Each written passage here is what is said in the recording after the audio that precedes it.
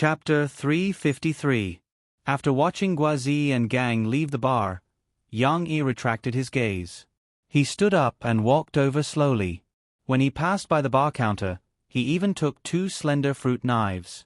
The music in the bar was playing again. A few security guards surrounded the area so that it wouldn't affect the business of other places.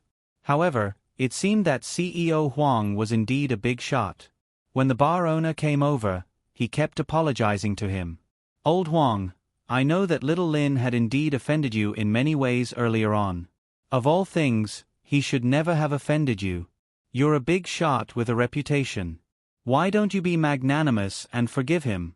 Treat little Lin as a fart and let him go?" That boss Lei brought the wine over and was bending over to pour a glass of wine for CEO Huang.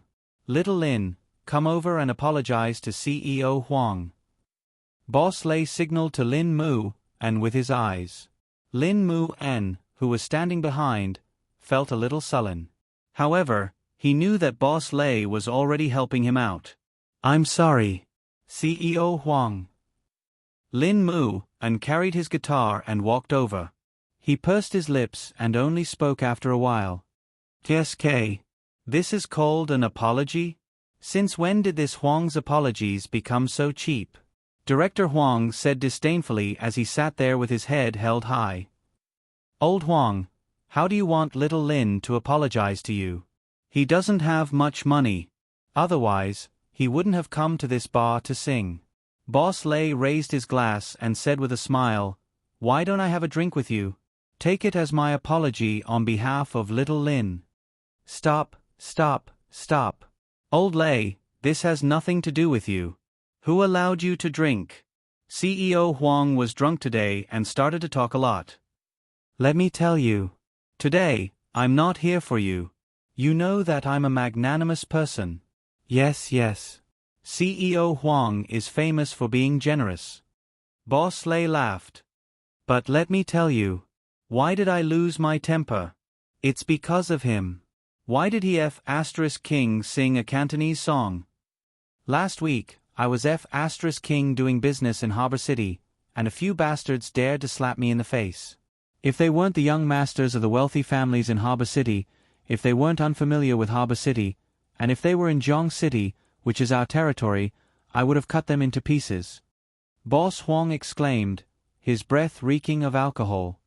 "Therefore, the thing I hate the most is to listen to people speaking Cantonese here. Not even singing." Director Huang said as Boss Lei nodded his head hurriedly. CEO Huang raised 2 fingers and shouted, "So, if you want me to let this matter rest, sure, but you have 2 conditions. First, you have to King fire this kid, even if he doesn't sing Cantonese songs. It's irritating to see him like this." "Ah." Boss Lei took a glance at Lin Mu, and before turning his head back, with a smile he said, all right, no problem. How could I make you, CEO Huang, feel uncomfortable, right? Xiao Lin, don't come tomorrow. Don't come in the future. I'll find someone else to sing Mandarin songs." Yang Yi stood outside and watched the development of the situation silently. He saw Lin Mu An's hesitant and helpless expression. "Second, bring me my alcohol. Don't try to fool me with your black formula. It's not like I don't know alcohol." As Director Huang shouted, he placed 6 octagonal cups on the table. Then, he took the alcohol that someone passed to him and filled the 6 cups. Yang Yi could see the bottle of alcohol. It should be Russian vodka. This alcohol was strong. "Drink. Let that kid finish this alcohol as an apology and I'll let this matter rest." After pouring the alcohol, Director Huang sat back down. Boss Lei's face turned ugly. This Xiao Lin doesn't know how to drink. Not to mention Lin Mu En, even Boss Lei would probably collapse after finishing these 6 cups of vodka that was not mixed with anything else. "Old Lei, are you looking down on me?" Director Huang harumphed. Lin Mu En's face changed. He knew that he didn't know how to drink. His alcohol tolerance was extremely low. However, if he didn't drink today, he wouldn't be able to escape this calamity. He gritted his teeth and was about to walk up when a voice interrupted him. Where it's possible to let people off, one should spare them. Brother, you've already destroyed his future. Can you stop being so overbearing? Everyone turned their heads and looked over. A tall man in casual clothes walked over. Lin Mu and opened his mouth. He recognized that man. It was the owner of the coffee shop. Yang Yi did not even look at Lin Mu, and as he sat down in front of Director Huang, under the watchful eyes of everyone, he didn't seem out of place at all. Who are you? Old Lei, why are there so many weird people in your shop? Director Huang asked unhappily.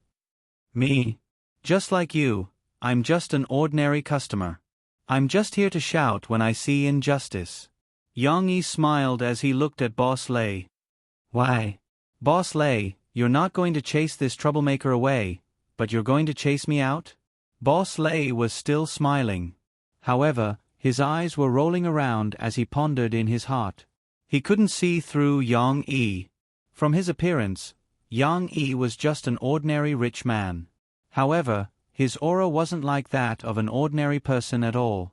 Furthermore, looking at such a chaotic scene with a few security guards standing there, this man was equally fearless. Boss Lei didn't dare to offend him easily. As long as he couldn't figure out the other party's background, it was best not to provoke him. Boss Lei could be considered as an experienced person. He smiled and said, "You're too kind. Anyone who comes is a customer. We're doing business here. How can we chase people away so casually? Old Lei, are you trying to throw my face in front of others?" Director Huang said unhappily. "This person is already sitting on my face. Hurry up and chase him away." Boss Lei's face changed. He was weighing the severity of this matter. Director Huang, right? Haven't you heard of leaving a way out for others? Yang Yi opened his mouth slowly. Director Huang was already unhappy to begin with. Furthermore, he was easily angered after drinking. Instantly, he flew into a rage. Raising the vodka bottle that still had some alcohol left, he pointed it at Yang Yi. "I'll listen to your F***king." Before he could finish his words, a white light flashed from Yang Yi's hand as he shook Director Huang. PFFF. A small knife was nailed into Director Huang's ear. To be exact, it was nailed into the wooden pillar behind his head. The entire blade was embedded into the wooden pillar while the handle didn't budge at all. Director Huang swallowed the rest of his vulgarities as he turned his head around mechanically. Staring at the handle of the knife in a daze, he couldn't react in time. However, his back was already drenched in cold sweat and his drunkenness was mostly gone. Those security guards took out their rubber batons in a panic as they looked at Yang Yi as though they were facing a formidable enemy. However, Boss Lei reacted in time as he stopped his men and hollered, "Keep it! Keep it!" Boss Lei was shocked as well. Even though he still couldn't figure out Yang Yi, he knew that he couldn't afford to offend someone like Yang Yi after seeing what he did. Boss Lei was a bar owner who did business. Furthermore, it was a very clean bar. He wasn't a gangster. If he could avoid trouble, he would. Yang Yi slowly revealed the other fruit knife in his hand. Caressing the blade of the knife, he smiled. "Director Huang, we're all civilized people. There's no need for us to fight to the death, don't you think so?" Director Huang finally regained his composure as he looked at Yang Yi.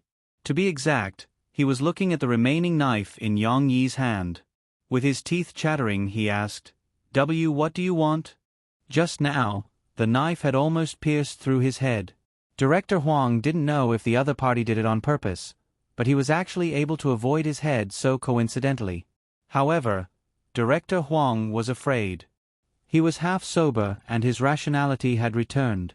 He wasn't a gangster. Even though he was rich, he had a huge family business and his life was extremely precious. He didn't want the remaining knife to be stuck right in his head. Right now, he was carefully sizing up Yang Yi's burly figure and ferocious face as his heart pounded wildly. "I don't want to do anything. It's just that I think you've already destroyed his future. If you force him to drink 6 glasses of alcohol, with the alcohol content of vodka, I'll probably be half dead even if I don't die. Don't you think that you're going overboard?" Yang Yi asked with a smile. Then what do you think I should do? Director Huang gritted his teeth.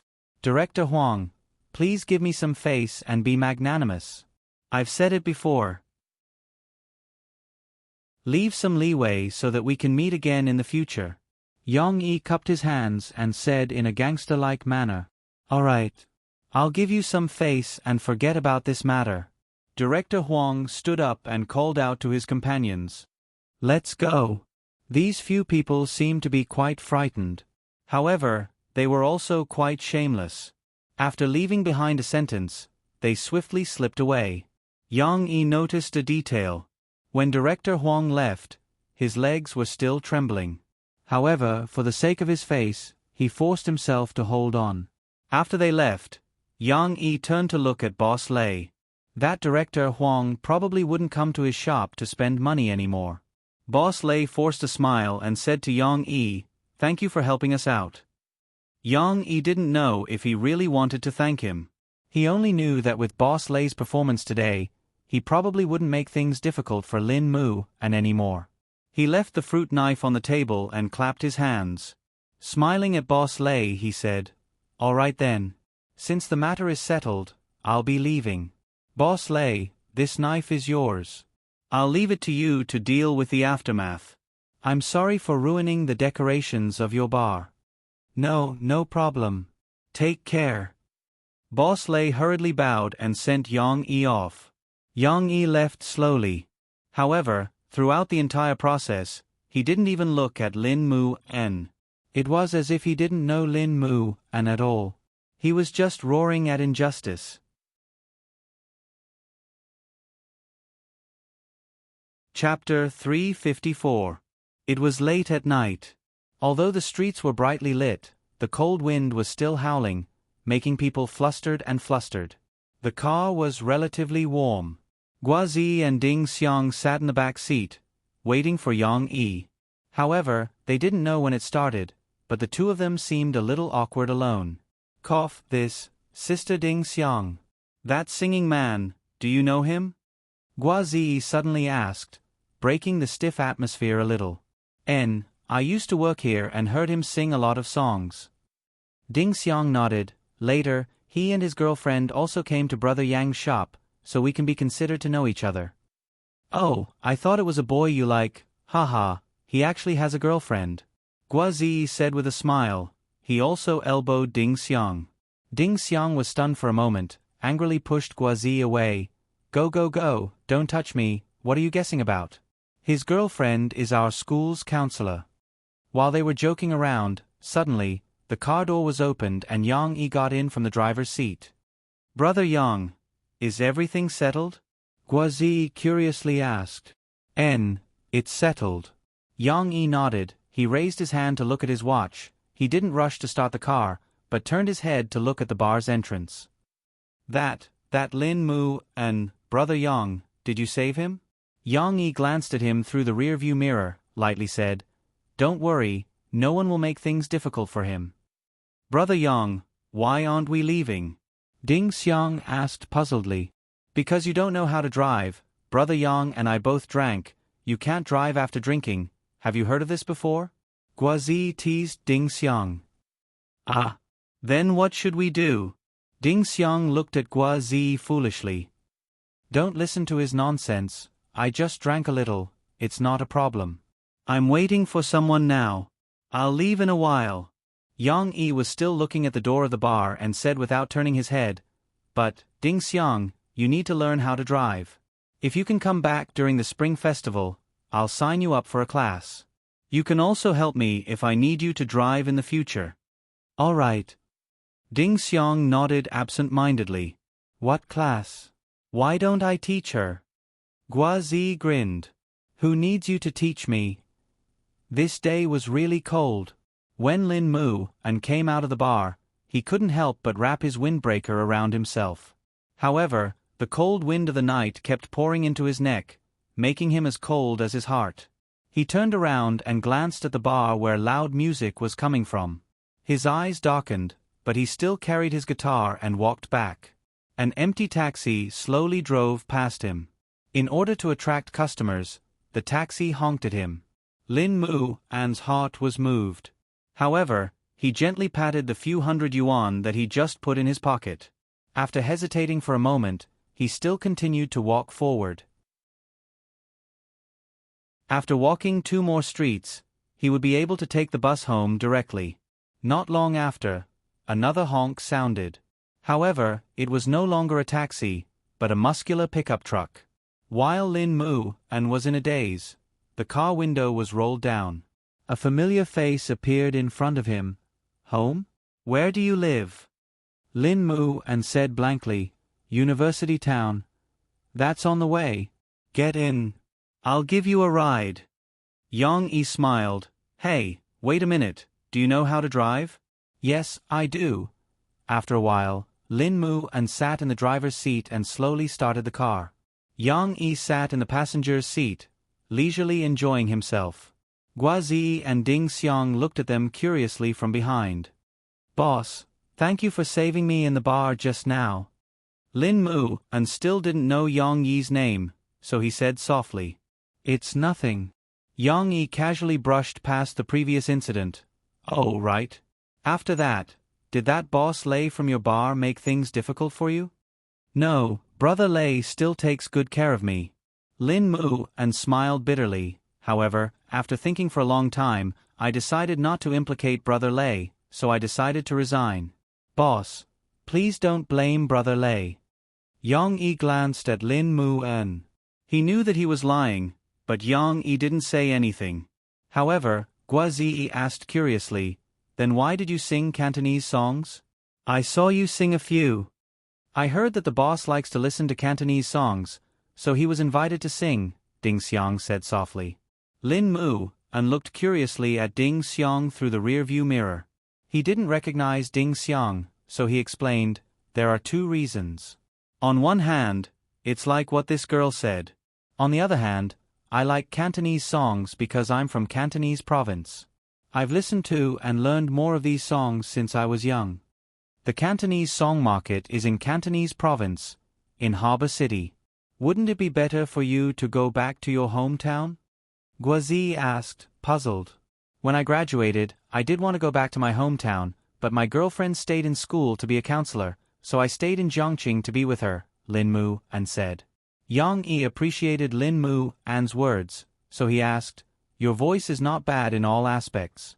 Why don't you try some record companies or management companies? I tried many times, but I didn't succeed. Maybe it's because I only know how to sing Cantonese songs? Lin Mu An said with a bitter smile. He still had music dreams, but he hit too many walls. What do you mean you only know how to sing Cantonese songs? It's not like you don't know how to speak Mandarin. Yang Yi frowned. No, I mean, I'm best at singing Cantonese songs, so during the audition, I basically sang Cantonese songs. I'm sorry, my mouth is not good, so I can't speak clearly, Lin Mu An said with some embarrassment. They eliminated you because you sang Cantonese songs? Guazi didn't believe it. Maybe, because I told them that I only want to sing Cantonese songs. Lin Mu An said hesitantly, They asked me to sing Mandarin songs, and I can sing them, but I don't like them saying that I can only sing Mandarin songs in the future, so I don't want to sing for them. He was really a straightforward boy. Because he didn't want to give up on Cantonese songs, he didn't want to show others his ability in Mandarin songs. AI, why are you so obsessed with Cantonese songs? Guazi asked. Because it's really good. Don't look at how the Cantonese song market is no longer comparable to the Mandarin song market, but it once created a glory that Mandarin songs couldn't match. It can even be said that it was the glory of our nation and country. I think that when everyone sings Mandarin songs, some people still need to persist. We can't let it continue to decline. Lin Mu An felt that he was too extreme, so he quickly explained, I'm not saying that I have to sing Cantonese songs. I also like Mandarin songs, but I don't want to give up on Cantonese songs. It's best if I can take care of both. I can also contribute a little to promote Cantonese songs. I understand. You mean to sing Mandarin songs, but it's best to have a few Cantonese songs in the record. I think it's okay. I also like to listen to Cantonese songs. Guazi nodded. Yes, but I've been to Zhongqing, and I've even been to Shanghai. I feel that everyone has some prejudice against Cantonese songs. Lin Mu sighed. That's because they don't understand, so they don't want to listen. Guazi hit the nail on the head. He still seriously suggested to Lin Mu I think that you still have to persist with your music dream. If the record company is biased against your ideas, then you can participate in some competitions and achieve some results. Then you can go back and talk to them. How can he persist with his dream? He doesn't have a job now. Is he going to rely on his girlfriend to support him? Yang Yi suddenly interrupted. Lin Mu was sad. He didn't know what to say. Guazi scratched his head. As a young master, he didn't think that dreams and bread were sometimes impossible to take care of. Reality was often the biggest chasm in front of dreams. Lin Mu was the same. Although Ran Jin had always supported him on the path of music, Lin Mu was very uneasy because he couldn't see any hope. He couldn't give Ran Jin the biggest promise. Am I wrong to insist on Cantonese songs? Lin Mu drove. After a long silence, he couldn't help but ask. Guazi didn't know what to say at this moment. He couldn't think of it, but it didn't mean that he didn't understand. Bring me Lin Mu's guitar. Yang Yi suddenly turned his head and said to Ding Xiang. Chapter 355. Yang Yi opened the guitar bag and took out Lin Mu's guitar. He didn't ask for Lin Mu's consent, but Lin Mu sat next to him and didn't say anything. This guitar was not bad. Yang Yi plucked the strings, and the sound quality was very good. Of course, compared with the one left to Yang Yi by the old man who sang Nan, it was still a lot worse. But for Lin Mu it should be the most expensive thing on him, right? Brother Yang, do you want to sing? Guazi said with enthusiasm. I suddenly remembered a Cantonese song. I'll sing it for you. Yang Yi smiled, and his hands began to play the prelude. In the enclosed car, although it was played softly, the sound was particularly clear and loud. Cantonese song? Lin Mu glanced at Yang Yi in surprise. He thought that Yang Yi said that ideals and bread conflicted to persuade him to face reality and give up his insistence on Cantonese songs. The prelude was very slow, and it didn't have a very amazing feeling when listening to it. Today, I watched the snow drift by in the cold night. When Yang Yi opened his mouth, Lin Mu was shocked. This Cantonese accent was not worse than him, a native of Guangdong province. Is the boss from Guangdong province? I can't tell. With a cold heart, drifting far away, chasing in the wind and rain, unable to distinguish the shadow in the fog. The sky is wide, but you and I will change. Yang Yi's voice was a little vicissitudes, but it was not muddy. Instead, it gave a sense of emotional clarity. It was very pleasant to listen to, even better than Lin Mu himself. Lin Mu was a little ashamed.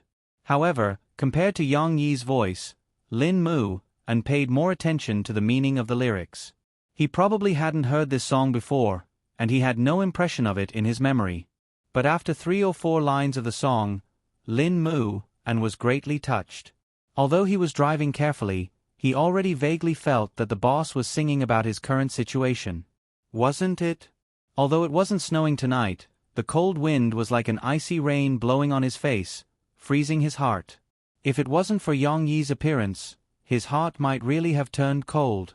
How many times have I faced the cold gazes and mockery, but I have never given up on the dream in my heart. In that moment of absent-mindedness, I have unknowingly lost the love in my heart. Yang Yi hummed slowly. The undulating melody was like a winding snake, gradually wrapping around Lin Mu's heart. The helplessness reflected in the lyrics made Lin Mu feel a little suffocated. In the bar, he tried his best to sing Cantonese songs. Although it was because of the boss's request, was there any lack of coldness and ridicule? Indeed, he had never given up. However, how many times had he doubted himself? Suddenly, he felt as if he had lost something. Forgive me for being unruly and indulgent in my love of freedom, but I'm also afraid that one day I'll fall. Lin Mu, and stared closely at the road ahead. Although the traffic on the road back to the university town gradually became sparse, he still had to drive seriously and couldn't be affected by the waves in his heart. I'm still free, I'll always sing my song and walk thousands of miles. Forgive me for being unruly and indulgent in my love of freedom, but I'm also afraid that one day I'll fall. Oh no. Anyone can betray their dream, why would I be afraid that one day it's only you and me? These lyrics were really written in Lin Mu An's heart. He could only bite his lower lip and hold back the tears that were about to roll out of his eyes. He really wanted to keep singing the Cantonese songs that he liked, just like the song in the song, and keep on walking. No, he couldn't forget his dream, even if he fell 10,000 times. Lin Mu An felt that his blood was ignited by this song. Similarly ignited, Guazi's blood was also ignited. He understood Cantonese and was also a young man chasing after his dreams. How could he not be emotional? It was just that his setbacks were much less than Lin Mu An's, and the degree of excitement was not as serious. What does Brother Yang's song mean? It sounds quite good. The only one who didn't understand was Ding Xiang. She couldn't help but whisper to Guazi. Her voice was very low, and she was worried that she would disturb Yang Yi. It must be good. I guess it's a new song written by Brother Yang. The content is about ideals and persistence. I don't know if it's improvised, but the lyrics are written in line with Lin Mu An's current situation. Guazi couldn't help but feel emotional for Yang Yi. Brother Yang is really Brother Yang. He can even write a rock song, and it's written so well. Let me tell you, I just secretly saw Lin Mu An wiping his tears. So powerful. Ding Xiang didn't understand. In fact, Guazi's words were not accurate. The reason why the song moved people's hearts was not because its theme was ideals and persistence, but because of the struggle reflected in the lyrics.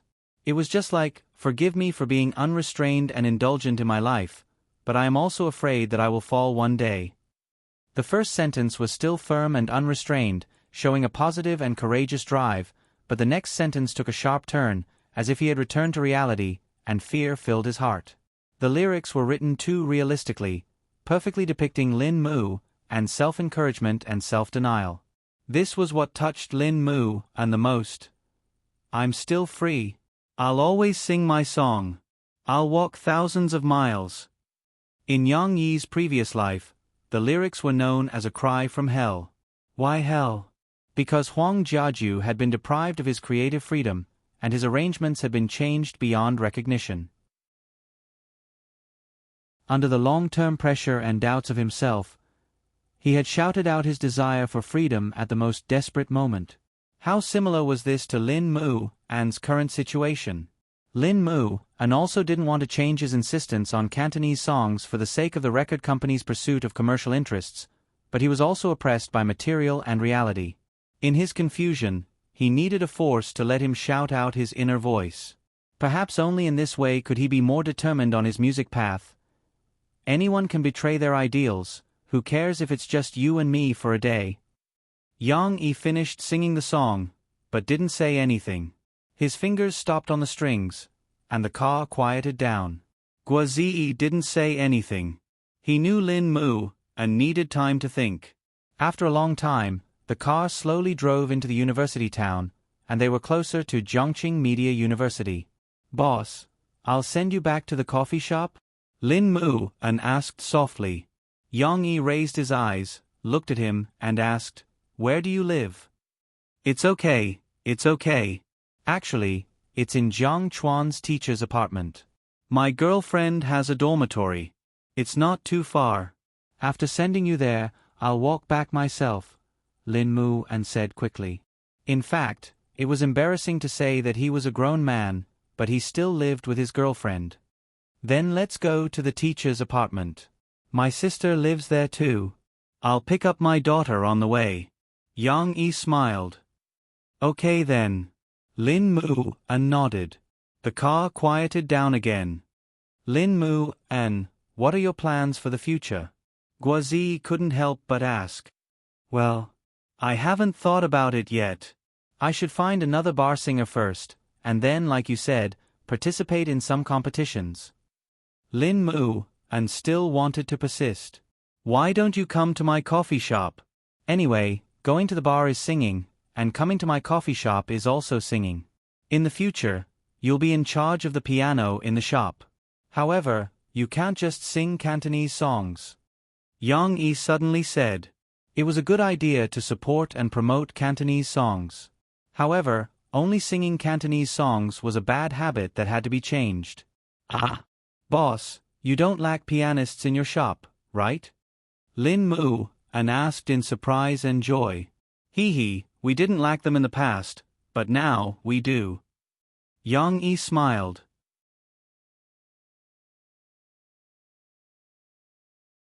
Chapter 356. Footsteps could be heard in the dark corridor. As the voice-activated switch was turned on, the dim light illuminated the faces of the pedestrians. Here we are, Brother Yang. Ding Xiang took out the key and was about to open the door. Wait a minute. Yang Yi raised his hand and stopped Ding Xiang. He stood by the door with a smile and pricked up his ears to listen. This kind of old-fashioned tube-shaped apartment had poor soundproofing. Yang Yi, who had sharp ears, heard his daughter's giggles coming from the door. Now that Ding Xiang had quieted down, he could hear more clearly. Her second mother didn't allow little Xian to wear shoes, but her elder sister couldn't. Her feet were too big, and only little Xian could wear crystal shoes. Her feet were too big, and she couldn't fit them in. Later on, she bled. Cici seemed to be telling her story. Although it was a bit vague, Yang Yi guessed that his daughter was talking about the story of Cinderella. He didn't know what Yong Huan was doing inside. She was screaming, and she was laughing like silver bells. She sounded very happy. It seemed that they were getting along well. The voice-activated light went off. Yang Yi nodded to Ding Xiang. Seeing that Ding Xiang couldn't see, he said, "Open the door." The door opened, and Yang Yi followed Ding Xiang in, just in time to see Cici convulsing with laughter on the sofa. Her wet hair, which had just taken a shower, was messed up by her rolling around. Yang Huan was also sitting on the floor. There was no carpet, but she didn't mind that her butt was cold. Yang Huan was barefoot. She was wearing the high heels that Murphy bought for her. She could have put them on, but she pretended to be in pain. Huan, what are you doing? Ding Xiang asked, amused. Yang Huan saw her brother and Ding Xiang come in. She hurriedly got up from the floor and blushed. She thought to herself, "Oh no, my image is ruined." "Papa, you're back." She turned her head and her eyes lit up when she saw her father. She quickly slid down from the sofa and jumped over excitedly with a smile on her face. Yang Yi quickly bent down and picked up the little fellow. Every time he came back from a trip, Shishi's excited hug was what Yang Yi looked forward to the most. The little girl's sweet and happy smile was definitely the most beautiful thing in the world. How could Yang Yi bear to go out to play and not go home to see his daughter? However, after Cici pounced over today, she didn't intimately hug her father's neck or kiss her father's cheek. Then, she sweetly whispered in her father's ear, "Papa, I missed you so much." Not today. The little girl was hugged by her father, but she suddenly frowned. She leaned closer in disbelief and sniffed her father's face. Then, she quickly covered her mouth and nose with her hands. "What's wrong?" Yang Yi was confused by her. "Papa, you stink," she said in a low, muffled voice. "Ah." Yang Yi held his daughter with one hand and sniffed his clothes with the other. He asked in confusion, "I don't stink." "Brother Yang, maybe it's because you drank," Ding Xiang reminded him in a low voice. Yang Huan, who was next to them, was hiding her high heels behind the sofa and pretending as if nothing had happened. "Really? Is it because of the stink?" Yang Yi asked Shi. "Your mouth stinks." Shi hurriedly turned her head and covered her father's mouth with her hand. Her white and tender little finger accidentally poked her father's nose. Okay. Papa won't talk to you." Yang Yi turned his head and smiled. Shi pouted and said unhappily, "Papa, you're not allowed to drink. Mom and she don't like it. If Grandpa drinks, Mom will be angry," the little girl added. I see. Then Papa won't drink in the future. She will supervise Papa, okay? Yang Yi smiled and rubbed his daughter's little head. Did you have fun with Auntie tonight? She's mood came and went quickly. She immediately said happily, yes. Auntie played a movie with me, just like Papa. She was little Xian, and it was fun. She's logic was a bit messy, but Yang Yi understood. He smiled and translated, are you saying that she's like the tortoise and the hare that you and Papa played at the Christmas party last time? You tell the story, and then she acts. Yes, but it's not the tortoise and the hare. It's little Xian's story. She corrected him seriously. Yes. Cinderella. Papa knows. Have you taken a bath? Yes. After a while of greetings, Yang Yi said goodbye to Yang Huan and Ding Xiang, and was ready to leave with Shi. Big brother, wait a minute. You have to let Cici finish the story. Yang Huan said with a conflicted expression as she walked up to Yang Yi while he was helping Cici put on her shoes. Yang Huan wanted to protect her image and deliberately not mention what had just happened, but Shi hadn't finished the story, and there was only one part left. She really couldn't bear it. Yang Yi couldn't help laughing. He patted Shi's little butt and said, Go, finish the story with your auntie. Okay. She bounced in her shoes and said excitedly, Little Xian wore those shoes and didn't bleed. Then the prince knew that little Xian was the girl who danced with him at the ball that night. Yang Yi helped his daughter organize her words. Yes. She opened her arms and said exaggeratedly, Then the prince fell in love with little Xian. They got married and had a baby. After Cici finished speaking, she turned her head to look at her father with a gleeful look on her face. She wanted her father to praise her. That's right. Shi, you said it well.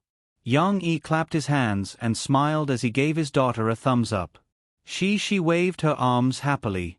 She didn't even put on the long down jacket properly, and it hid her little hands and covered her little butt. That's it? Yang Huan was still a little unsatisfied. That's it. She nodded matter-of-factly. Yang Huan's heart was itching as she said anxiously, What about little Xian's stepmother and her two bad sisters? She blinked her big eyes. In her memory, her father didn't mention these things. The little girl could only look at her father for help. Them? Why do you care about them? As long as little Xian is happy, it's enough. Yang Yi smiled and helped Shi out of the predicament. Originally, the stepmother and the two sisters had a tragic ending, but Yang Yi didn't know about it. He wouldn't tell Shi stories that highlighted the dark side of human nature. Little Xian is very happy. She has a baby. Just like Mama, Cici explained to Yang Huan, pretending to be serious. Although Yang Huan was still a little unwilling, she could only nod helplessly.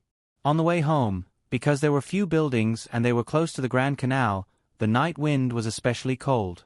It was like a knife, cutting Shi's little face painfully. Yang Yi took off his windbreaker and let Cici bury her head in his warm embrace. Then, he wrapped the little girl in his windbreaker, just like a kangaroo. However, his chest was bulging, and Cici's muffled laughter could be heard from time to time as she enjoyed the warmth and a sense of security. Why are you so happy? Yang Yi was a martial artist, and he was not afraid of the cold. He even had the time to play with his daughter. He smiled and said, Didn't you say Daddy smelled just now? Cici was like a little squirrel. She poked her furry little head out of her father's clothes. She blinked her eyes and then hid again. She giggled and said, It's still smelly. All right. Yang Yi laughed in surprise. I'd better not drink in the future.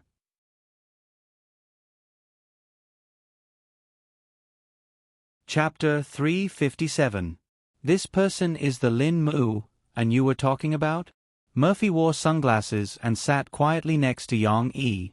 She also curiously looked at Lin Mu N, who was playing the piano. 3 days had passed since that night. Lin Mu N also came to work at Yang Yi's coffee shop the next day as he had agreed with Yang Yi. Most of the time, in order not to disturb the guests, he played pure piano music, interspersed with singing Cantonese songs or Chinese songs.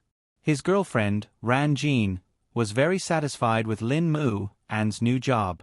For the first time, she accompanied Lin Mu An to express her gratitude to Yang Yi. After all, even if Ran Jean had always silently supported Lin Mu An's music dream, the bar was too chaotic.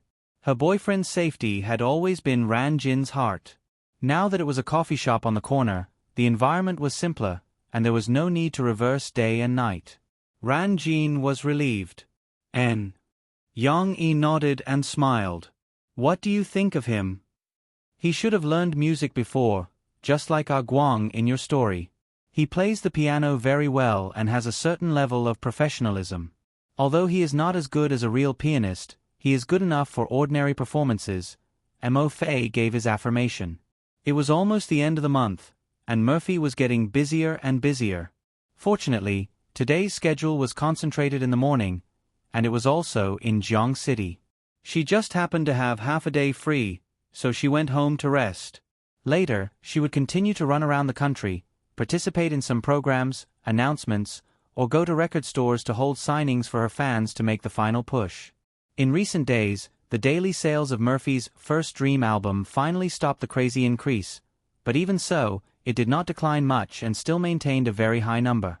As of today, Murphy's album has sold 62 million copies. In other words, with only 38 million copies left, Murphy could break through the platinum album sales. No one questioned whether this album would become a platinum album anymore, and no one thought that this album would not sell 20 million copies before the end of the first month. Now the media was guessing which day Murphy would complete the platinum album's ascent to the top. Therefore, Murphy's next sprint was no longer to prove anything, but to complete a personal challenge. Yang Yi poured Murphy a cup of coffee from his own coffee pot and said with a smile, "His singing is also good. He used to play and sing in bars with his guitar. By the way, his falsetto is very good.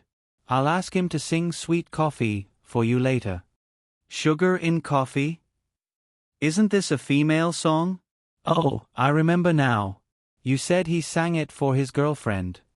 Murphy laughed and teased, "I don't care if he sings or not.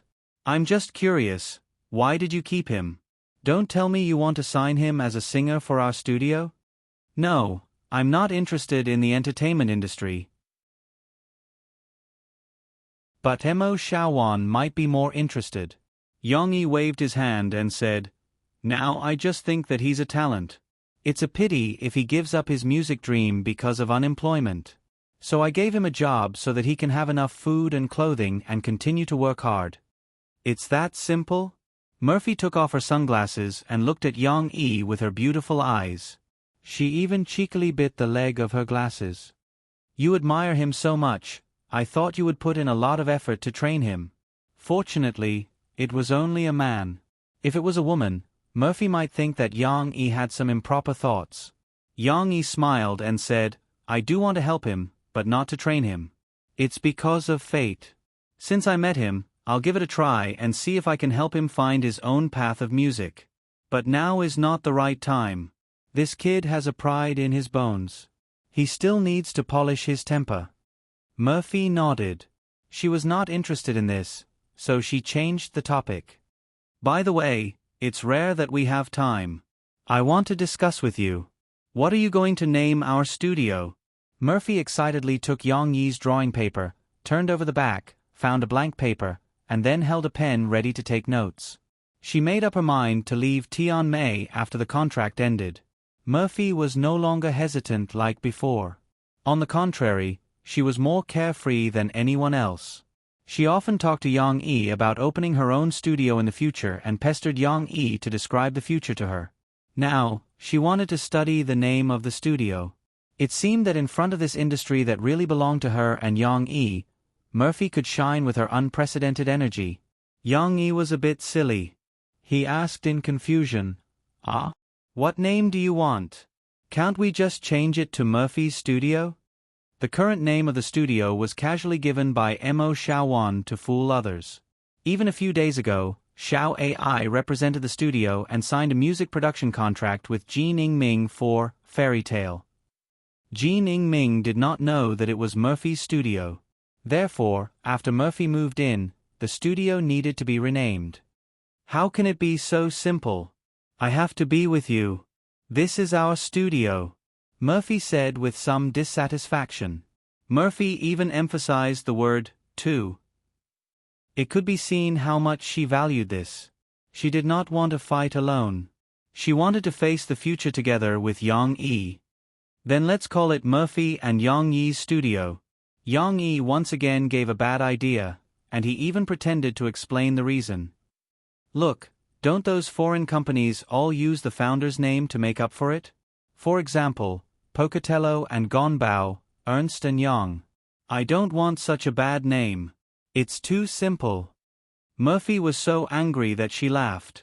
She raised her fist and hammered Yang Yi's arm. Change it, change it. You're so talented. You can't be lazy. I want a more artistic name, just like the names you gave to those dishes before, something like Flying Wing to Wing. Speaking of this name, Mo Fei couldn't help blushing. But don't Flying Wing to Wing, this is a bit too high profile. You want a more artistic name. Isn't that easy? Yang Yi said happily. Let's call it Phoebe Studio. The first two words are a combination of the Fei in your name and the E in my name. That's good. Murphy wrote it down on the paper, thought about it carefully, and said with some joy, Hey, why are you so smart? I just mentioned it, and you already thought of it? Because I'm smart and you're stupid. Yang Yi pinched Murphy's nose lovingly and smiled. You can do this too. Change the word "si" to "she," the she in she's name. Fei Yi sounds good. It just so happens to combine the three of our names. You're the stupid one, Murphy said angrily. She crossed it out on the paper and wrote down the new name that Yang Yi had mentioned. However, she frowned and said, This doesn't look as good as the previous one. No, the original one is better. Fei Yi's Si, the Si in Xiang Si. The meaning is very good. Well, then we'll use Fei Yi's Si. Yang Yi followed her advice. Here's what I think. If you put Shi's name in it, what will we do if we have children in the future? Murphy whispered in Yang Yi's ear. You're starting to think about having children again? Yang Yi gently lifted Murphy's delicate chin. The corners of his mouth curled up slightly, and he asked gently, Then tell me, when should we have a second baby?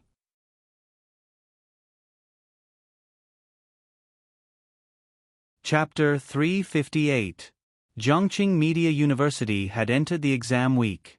Although Springfield Kindergarten did not have a final exam, it was also the end of the semester. It was time for the children to have a holiday. Today was the last day of the semester. At the beginning, Ms. Mu told the children that they did not need to come to the kindergarten the next day after school.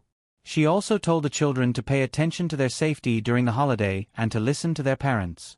After the spring festival, they would come back to the kindergarten for a reunion. It was rare for Ms. Mu to give such a long speech, but she did not know how much the children could understand. When she was halfway through her speech, many children could not sit still. They could not maintain their attention for too long. The holiday was coming. Some children were happy, but some children were sad. Because when the holiday came, they could not see their friends every day like now.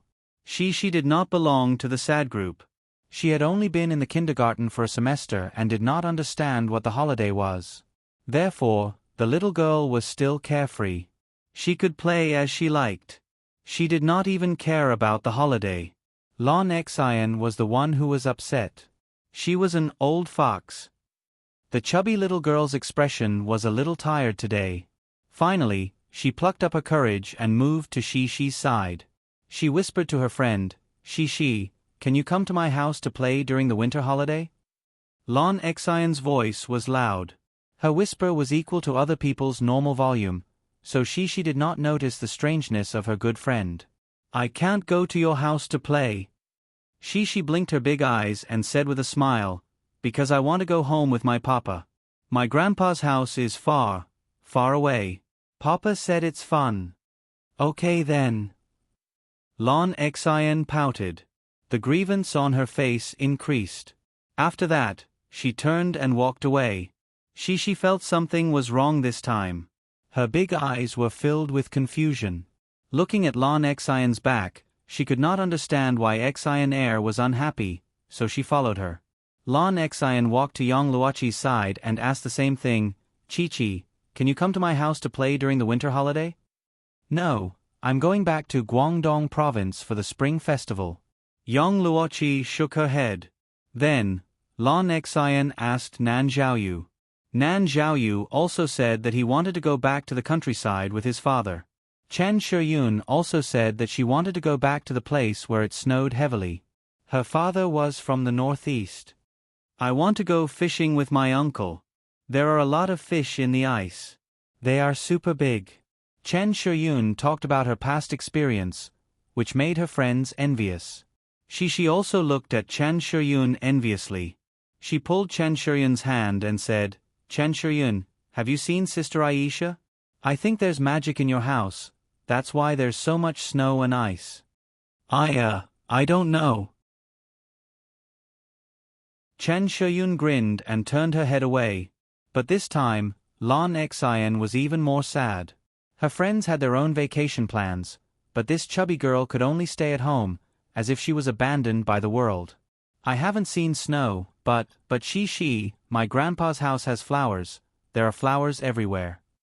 Yang Luoqi said to Shi, "I don't know if my grandpa's house has snow, and I don't know if there are flowers. I haven't seen grandpa." Shi shook her head, her twin ponytails swinging back and forth, and said to her friends, "Little aunt and my papa have seen each other. If only Sister Aisha was there, I want to see snow." The little girl's thoughts were jumping around, suddenly jumping to her grandpa and back again. He. Her friends were talking and laughing, and their laughter reached the ears of Lon Xian, who had already walked to the side. Lon Xian was not in the mood to talk. She wanted to be alone, but when she heard her friends' happy laughter, she became even more sad. "Boo-hoo, boo-hoo." Lon Xian sobbed in a low voice, but it still reached the ears of Shi and the others. Several of her friends gathered around. Chen Shiyun scratched her head and said loudly, "Aya, why is Xian Air crying? Let's tell Mr. Mu." After that she ran out. Shi looked at her friends and was a little at a loss. She instinctively squatted together with Lon Xian. At first, she held her little hand and carefully looked at Lon Xian, who was wiping her tears. "Xian Air, don't cry, okay? Why are you crying?" Shi reached out and hugged Lon Xian's shoulders from the side. Her beautiful little face was full of worry. "Xian Air, don't cry." Yang Luoqi also learned from Shi and said in a low voice. Fortunately, Lon Xian was a little girl who could not hide her feelings. After she asked, she sobbed and could not wait to tell her depression. She choked with sobs and said, You all went home. I'm alone. No one to play with me. Xian Air, you can come to my house to play." She suggested. "No, I can't go to a place far away." "Boo-hoo." Lon Xian's cries shook the sky, but Shi, Yang Luoqi, and Nan Zhaoyu could not think of a way. They could only wait for Mr. Mu to come. After school, it was really time to say goodbye. Lon Xian cried sadly again. When Yang Yi picked up Shi, the little girl was a little unhappy. "What's wrong with you?" Yang Yi squatted down and covered his daughter's cold face with his warm hands. He asked with a smile, "Why are you unhappy to see Daddy?" "I'm not unhappy to see Daddy." She pouted. She leaned into her father's arms and played with the ball of wool on her gloves. "Then why? Look at your mouth, you can hang a soy sauce bottle on it." Yang Yi pinched his daughter's pink little mouth and laughed. It's not like that. Xian Air is crying. I'm sad too." She was amused by her father. She laughed and avoided her father's hand while explaining to him. Yang Yi finally figured out his daughter's troubles. The kind-hearted little girl did not know what to do when she saw her little friend sad, so she was sad too. Xian Air is sad because she is alone in Jiang City. You can tell her that. Yang Yi whispered in his daughter's ear. Can I really? Won't Xian e'er be sad? She tilted her little head and asked confusedly. Yes. I promise she won't be sad again. Go and tell her. Don't let her be unhappy during the holiday. Yang Yi smiled and pushed his daughter's little butt. She skipped over and found Lan Xian, who was still wiping her tears and waiting for her father's driver to pick her up. Xian, don't cry. My papa said, don't be sad. I can't play with you during the holiday, but I will bring you a lot of delicious food. She hugged Lan Xian's shoulder again and said a lot in her ear. Delicious food? Lan Xian's eyelashes were still wet with tears. She suddenly stopped crying and looked at her little friend blankly. Yes, my papa said, there are super delicious sesame seed cakes and super delicious walnuts. She listed out what her father said to Lan Xian. In fact, she did not know what sesame seed cakes were. There are so many delicious food. Lan Xian finally smiled and shouted in surprise. Yes, but you can't cry. My papa said, if you don't cry, you can eat it. But if you don't behave, my papa won't bring it to you. She wiped Lan Xian's tears with both hands, although the tears were wiped into her gloves. Don't cry. Wipe it away. I'm not crying. Lan Xian hurriedly wiped her tears away and even used her own shirt to wipe them away. In the end, Lan Xian and she looked at each other and giggled. Sure enough, this was the best way to deal with Lan Xian, this little foodie. Yang Yi looked at them from not far away and smiled.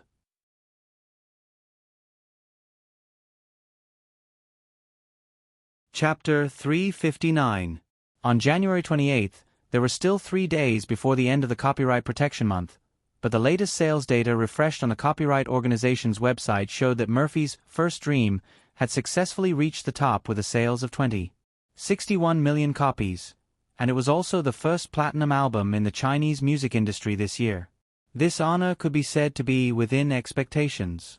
Many media outlets were waiting for this moment to arrive. Once the news was confirmed, they quickly sent out the manuscripts they had already written.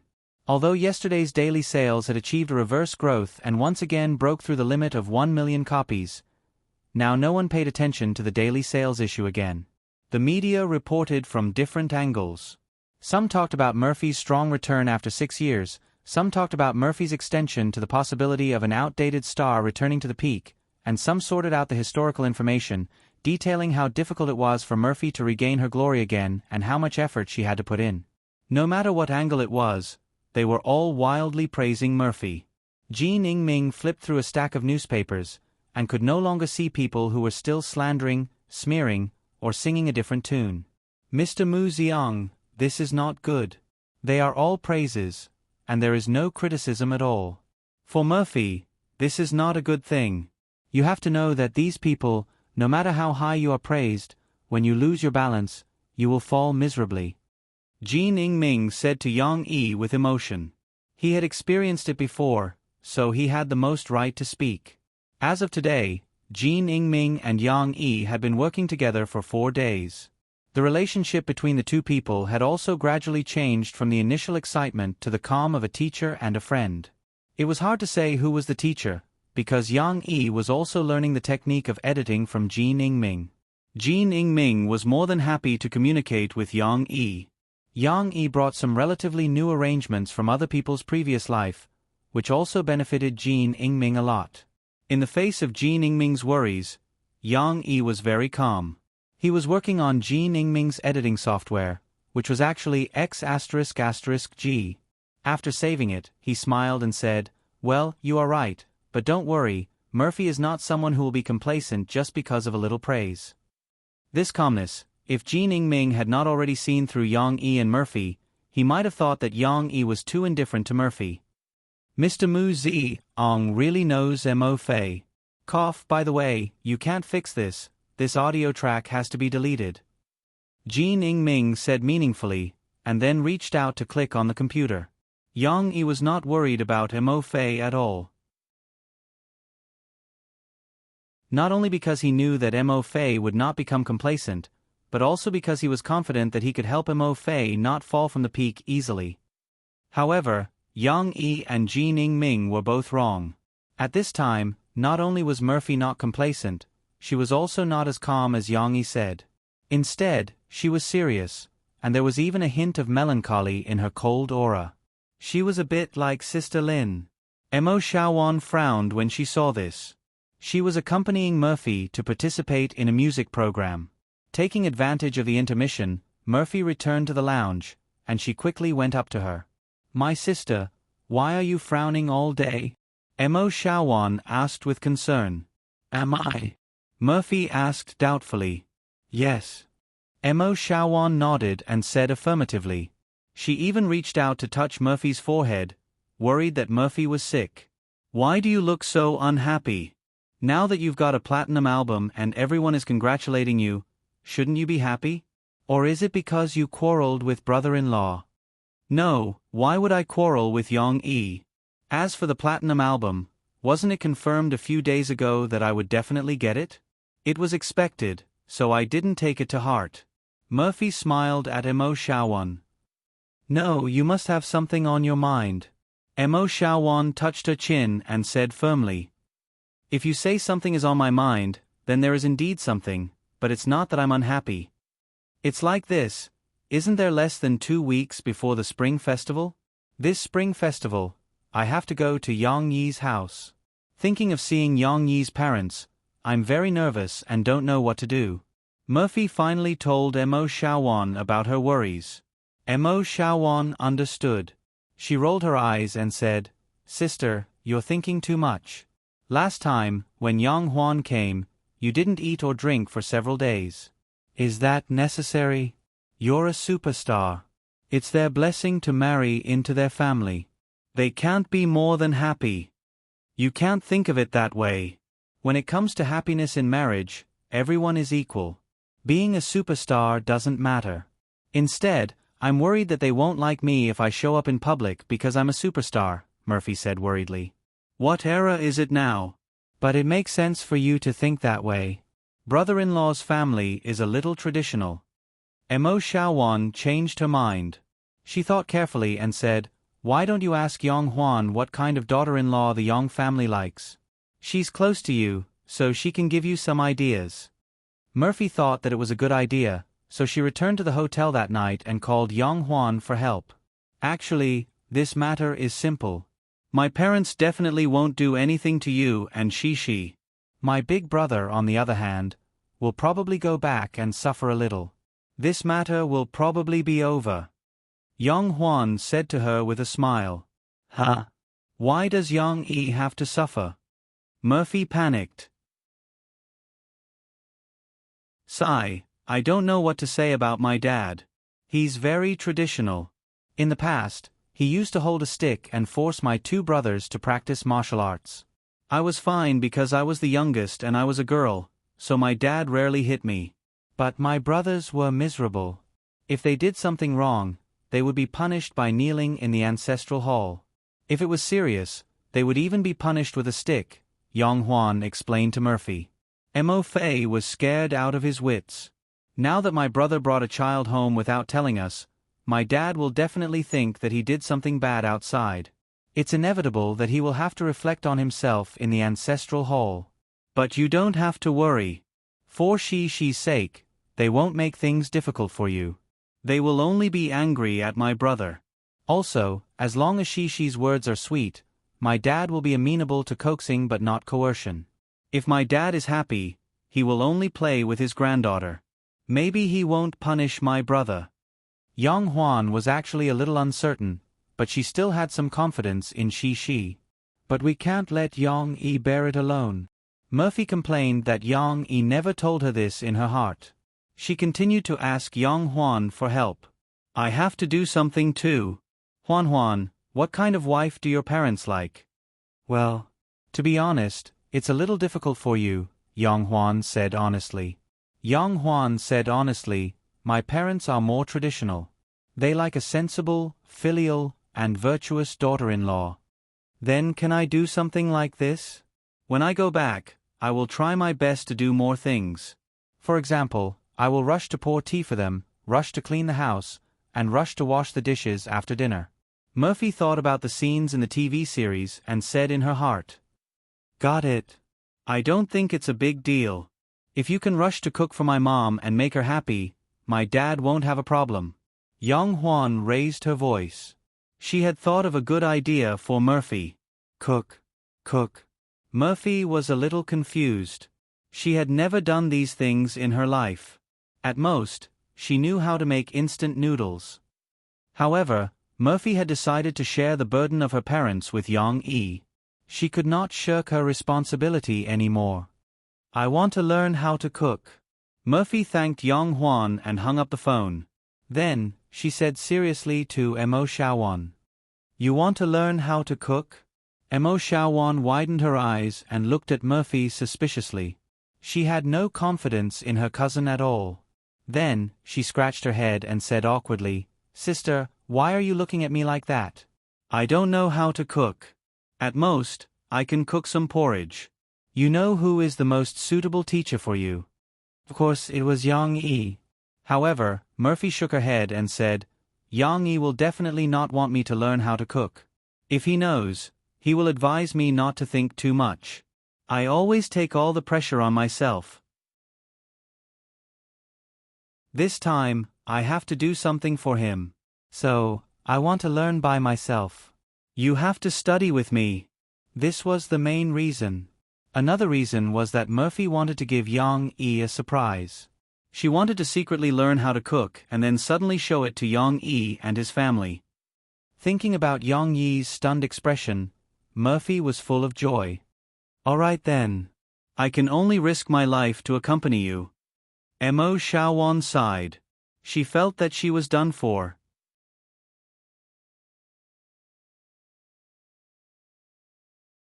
Chapter 360.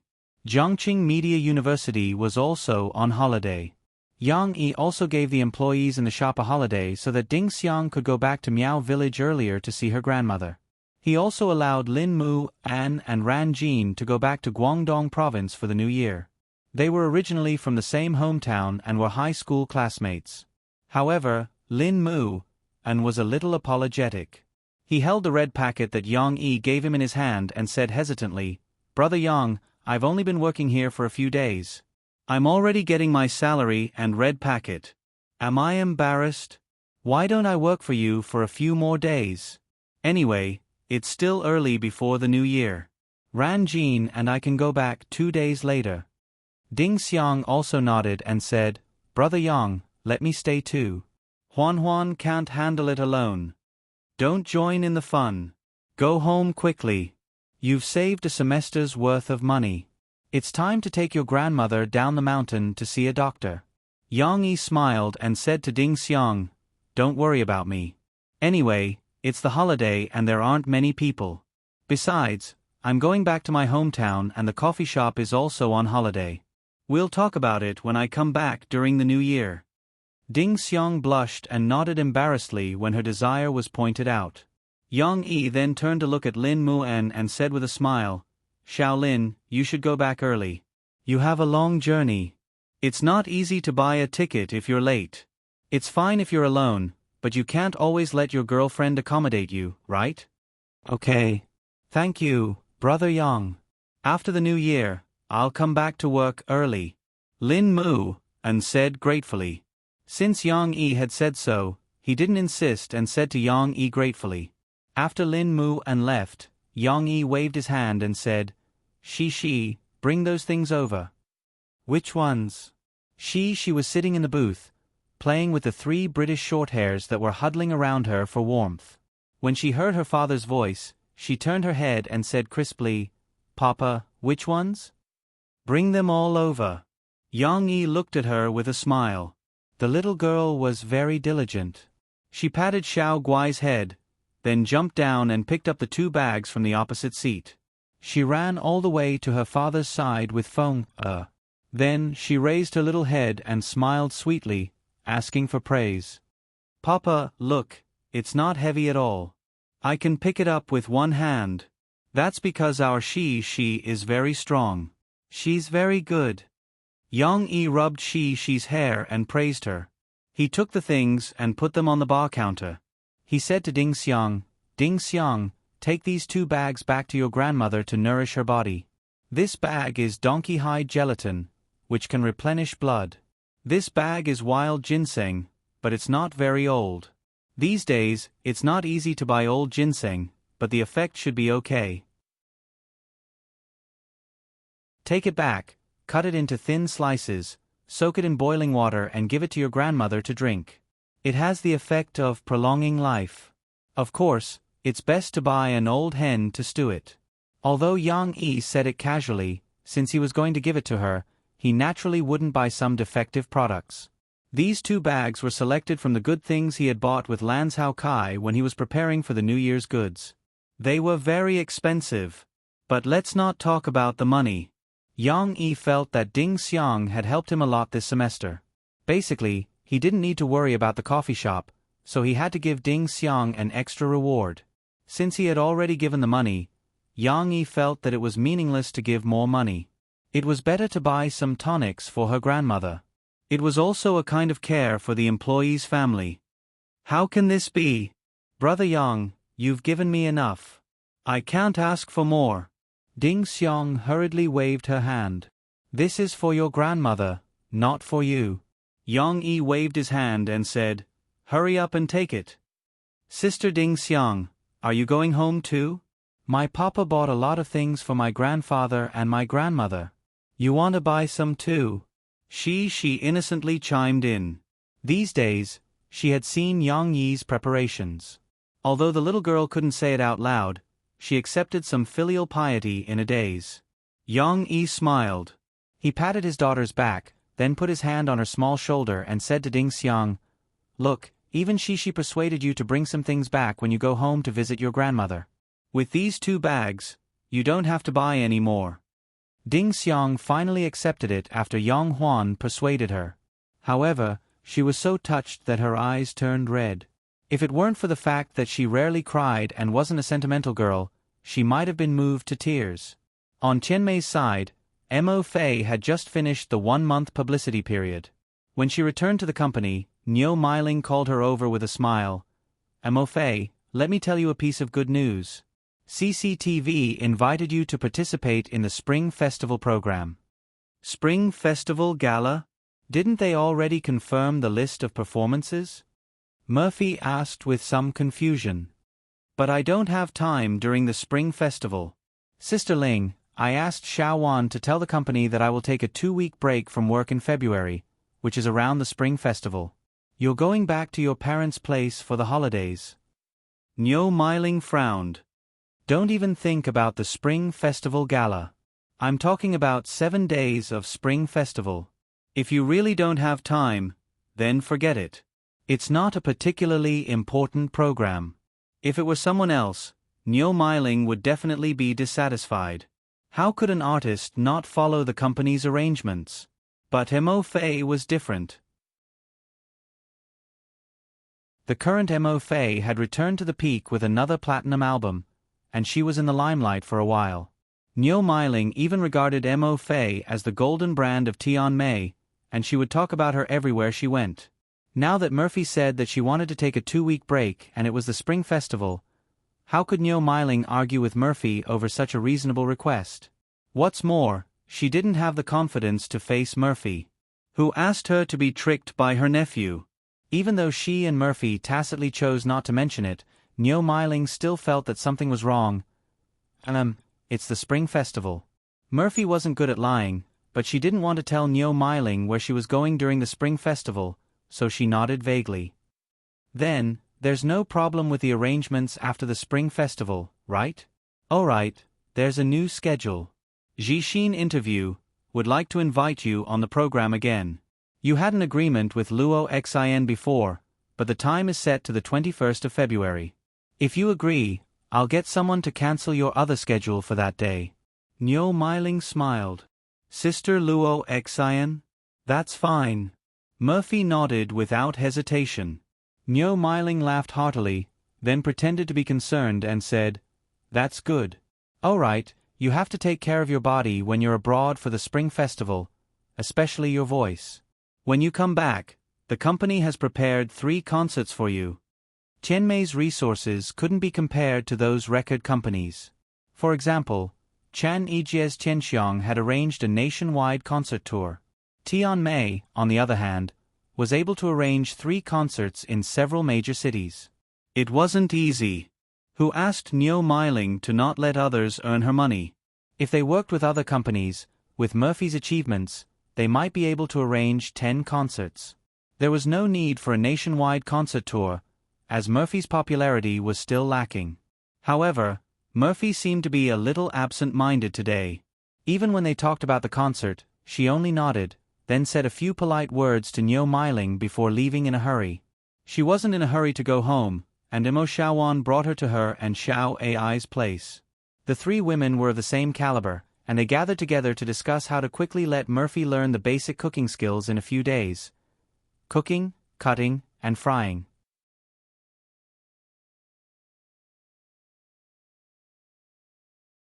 Chapter 361. In the evening, Murphy returned home. Her face was a little dark, and she seemed to be emitting smoke. Yang Yi didn't think too much about it.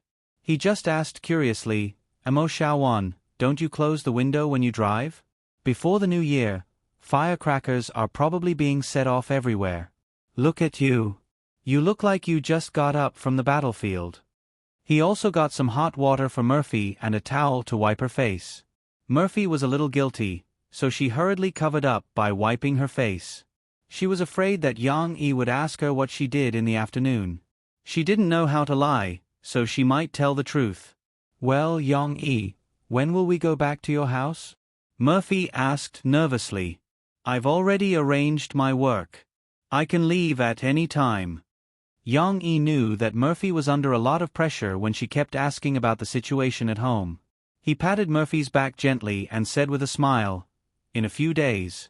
After I buy everything, we'll drive back with Yang Huan. You should have a good rest. You've been tired for a month. And don't be too nervous. My parents won't eat you." He also made a little joke, wanting to let Mo Fei feel his confidence. However, even Yang Yi himself had no idea. Otherwise, he wouldn't have gone around buying so many things. He even made a long list of things to bring back. "Eat you? Is there a big bad wolf again?" Shi, who had just helped her mother carry the coat to the bedroom, came out. She happened to hear half of her father's words. The little girl immediately straightened her little chest and said with a sense of justice, "Papa, I'm not afraid of the big bad wolf. I'm a hunter." After that, she ran back to the bedroom. When she came out again, the little girl was already holding a long toy gun and running out coolly. "Papa, look, I'm a hunter." She grabbed the gun with both hands and pretended to shoot. Her posture was not very standard. Although she was trying to scare the big bad wolf and had a serious attitude, it was still not enough to scare the big bad wolf. However, it was possible to make the big bad wolf look like a husky. This toy gun was actually bought by Yang Yi for a relative's child. She saw it and took it for herself. When Yang Yi told Murphy about this matter, Murphy complained that he had raised her daughter from an obedient girl to a tough girl who wielded a sword and wielded a gun. Yang Yi's attention was diverted. He couldn't help but laugh. "Aren't you Little Red Riding Hood? How did you become a hunter?" "I am also Little Red Riding Hood. But I also like hunters because hunters can defeat big bad wolves." She hugged the toy gun and explained earnestly. In the evening, while Yang Yi was writing in the study, Murphy and Shi, who had just taken a bath, were talking in the bedroom. "Mom, you come in too. It's comfortable here." She got into the quilt and covered her head.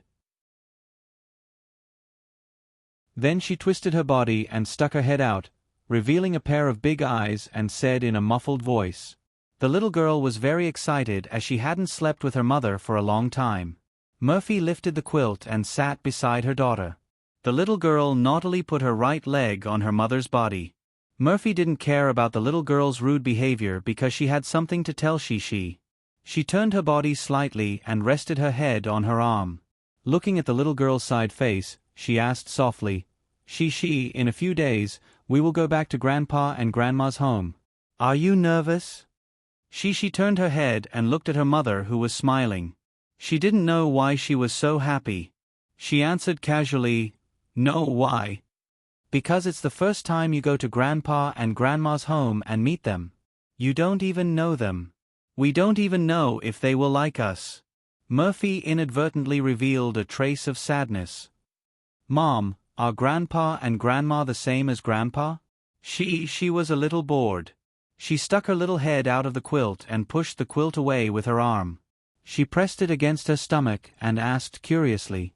Murphy was a little helpless. She could only explain to her, "Grandpa and Grandma are your papa's papa and mom. In English, they are also Grandpa and Grandma. But for Mom's papa and mom, you should call them Grandpa and Grandma in China. Do you understand?" She nodded in confusion. She, Mom needs you to do Mom a small favor." Murphy didn't want to beat around the bush anymore.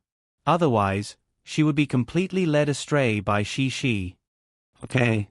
I like to help others. Helping others is a good child." She recited the words of the kindergarten teacher. "But Mom, wait a minute." Cece pushed the quilt down with all her might, and then stretched out her little feet. She was probably too excited, and her whole body was hot. She rubbed her feet against the cool back of the quilt before smiling in satisfaction. "No, you have to cover yourself with the quilt. You will catch a cold later." Murphy couldn't spoil her. After a while, she was finally willing to cover her stomach with a corner of the quilt. Her feet were still exposed. She, when we go back to Grandpa and Grandma's home, you have to talk to them more, okay?" Murphy said softly. "Okay. What do I have to talk to them about?" She asked curiously. "You have to introduce yourself to them. Then, you have to tell them about the things that happened at home and in kindergarten. You have to pick some interesting things to tell them." Murphy didn't actually want she to say anything. She just thought of what Yang Huan said to her before and felt that it might be easier for she to please the elders. "Then, can I tell them about my good friends?"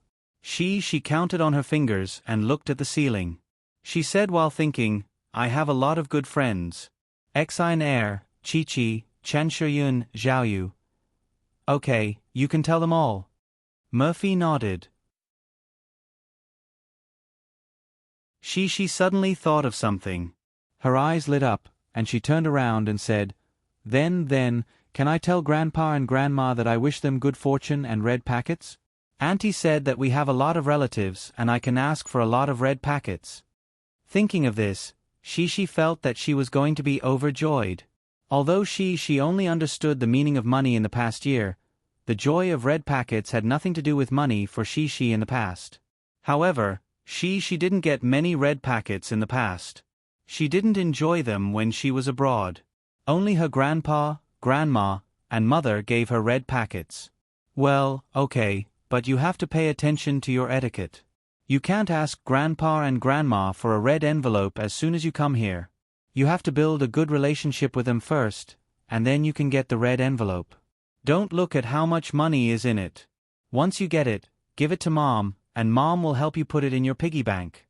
She didn't want she's money, but she was worried that she would care about the money in it. Murphy could guess that there wouldn't be much money in it, but if she said it rashly, it would cause others to be unhappy. She's words also reminded Murphy that she had to prepare a lot of red packets and give them to the children during the spring festival. She couldn't be too stingy. "Okay then. But Mom, you have to help me put it in. You can't take mine." She hesitated and said with some worry. "Well, anyway, if your grandpa and grandma are unhappy because Mom or Papa did something wrong, you must run up to them quickly and coax them.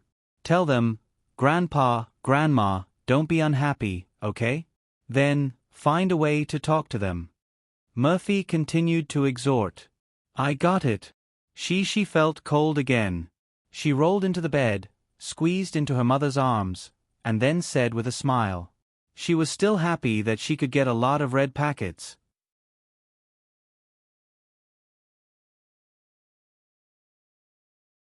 Chapter 362. Wadayaku Village, Zhui town of Paigua County, was a very ordinary village.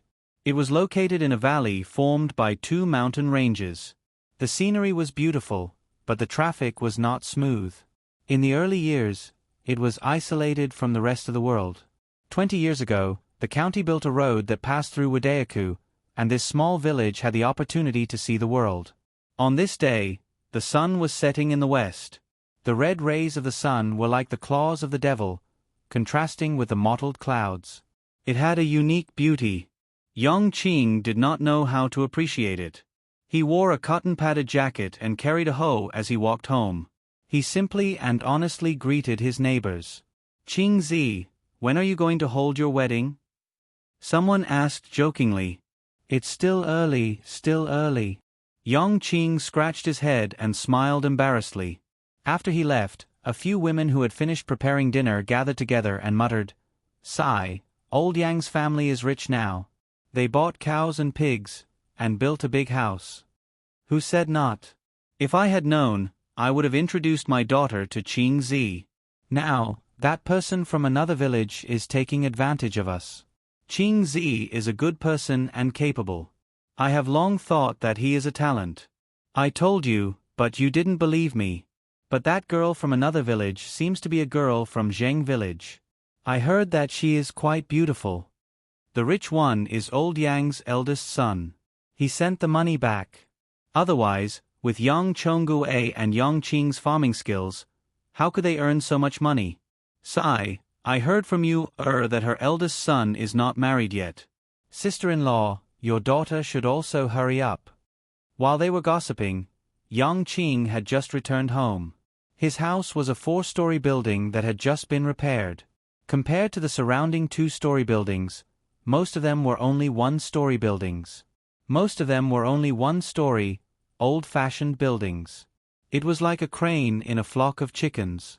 No wonder those women felt that old Yang's family had become rich. Not to mention Wadayaku village, even in the nearby Zheng family village, it was rare to see a family with the money to build a 4-story bungalow. There were some in town, but they were all along the main roads. When Yang Qing came back, it just so happened that a woman in her 50s walked out of the hall with a smile on her face. "Qing Zi, you are back?" The woman's voice was very loud. "Mrs. Migu, you are here? Why don't you stay for a while?" Yang Qing was stunned when he saw this person, but he still greeted her politely. After that person left, he frowned and put the hoe near the cow pen, then walked into the hall. Yang Chongguei, Yang Yi, Yang Qing, and Yang Huan's father, was in his 60s or 70s. His hair was white, but his body was still very strong. His eyes were bright and full of spirit. And he was sitting and drinking. He was sitting. The layout of the Yang family's hall was very particular. It was very similar to those ancient families on TV.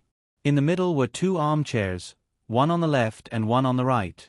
In the middle was a square table, and on both sides were 2 rows of chairs with flower vases in between.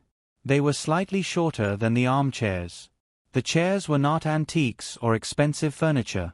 The chairs were all made of wood. There was an inexhaustible supply of materials in the mountains, and the craftsmen in the village had helped to make them. The vase was even cheaper. If one looked closely, one could see that the patterns on the vase were not complete. The vase was crooked and cracked. It was a defective product sold in the town's market, but it did not affect the quality of the vase. Yang Qing saw that his mother was tidying up the guests' teacups, peeled peanut shells, and candy wrappers. He quickly went to help. "Mom, isn't that Mrs. Migu? The one who introduced me to Shui?" To put it bluntly, she was a matchmaker. "Yes." Dong Yu smiled and let her son tidy up. Dong Yu was in her 50s. Compared to Yang Chongguei, she looked much younger. She was kind and not as fierce as Yang Chongguei. "Don't I have Shui? Why is she still here?" Yang Qing frowned and asked puzzledly. "Mom, we can't do anything to let Shui down." Yang Qing tidied up the things and poured a cup of water for himself. He would wash the cup after he finished speaking. Yang Chongguei did not say a word and continued to drink his tea. The old man had a quiet personality. Who said that I asked me Gu to come over to introduce you to someone? Dong Yu smiled and said, I was worried about Tizi. Isn't he coming back for the spring festival this year? I wanted to introduce him to someone and see if he would like her. Pfft. Yang Qing spat out the water he was drinking. Yang Chongwei frowned and said, How old are you? Why are you still so impatient? The old man's voice was like a bell. Every word revealed an awe-inspiring majesty that could not be refuted. Yang Qing did not dare to. He nodded submissively and quickly wiped the water he spat out on the table. Mom, you don't have to introduce someone to Big Brother. Yang Qing whispered to his mother. Why? He has someone outside? Dong Yu's reaction was very sharp. She immediately caught Yang Qing's flaw. Cough, cough. Anyway, Big Brother didn't come back alone this time. Other than Huan Huan, there was someone else. Yang Qing said vaguely. He had already revealed the secret, but he did not say whether Yang Yi brought one person or two. Normal people would not think of the two, and Dong Yu was the same. She was happy. Qing, you're saying that your big brother came back this time to bring someone home? Yang Chongwei also raised his head and looked at Yang Qing. Yes. Yang Qing nodded hesitantly. Hey, why didn't this child say it earlier? He was still hiding it. Dong Yu was gratified and complained. He brought someone home. Hey, if it weren't for you, Qing, I would have introduced another person to him. That would have spoiled everything. No, I have to push me Gu away later. Hey, by the way, Qing, how does your big brother's girlfriend look?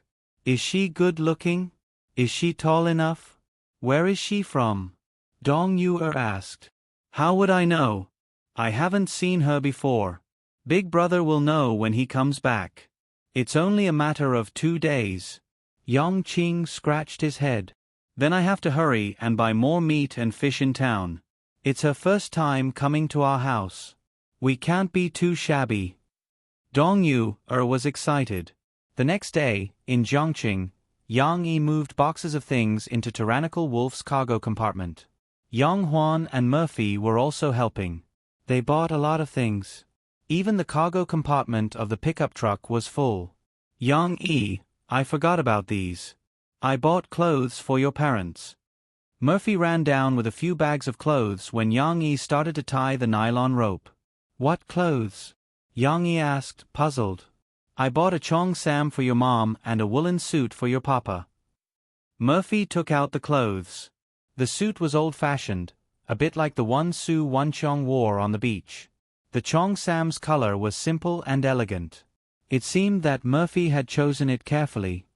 My parents don't necessarily wear these, especially my father. Sigh, how should I put it? He's not that particular about what he wears, but he doesn't like to dress too formally. At most, he'll wear those big gowns, the kind that you see in ancient movies. Then what should we do? Murphy panicked. She felt that she bought the wrong things and blamed herself. Forget it.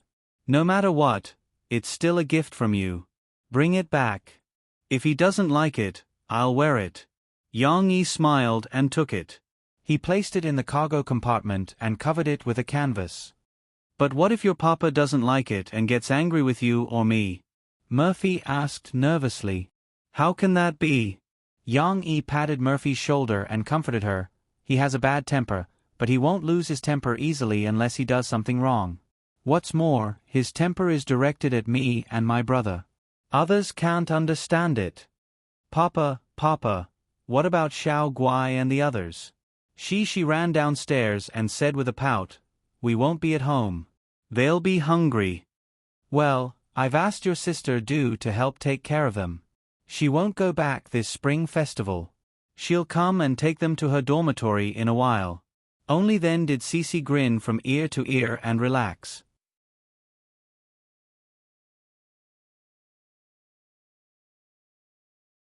Chapter 363. Let's go. She, who was sitting in the car, was very excited. She raised her little arms in the back and said in a clear voice, which eased the tension of the adults. Yang Yi stepped on the accelerator, and the tyrant drove out of the empty school gate and toward the highway. Don't be so excited. It will be a long time before we get home. Yang Huan turned her head and said to Shi with a smile, How long will it take? Shi was looking at the scenery outside the car window. She turned her head and asked curiously, Well, I don't know exactly how long it will take. Yang Huan was stumped. She thought for a while and said, We have to go back to Anqing and Peijun City first. Then we have to walk for a long time to get home. It might take a day. It took her half a day to get here by train. Although the train was very slow and stopped at many stations, it was indeed a long journey. It would take a day to get there by car. With the GPS, it won't take a day.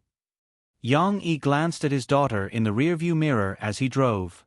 He said with a smile, But now the phone can't be used for positioning and navigation. We can only follow the map.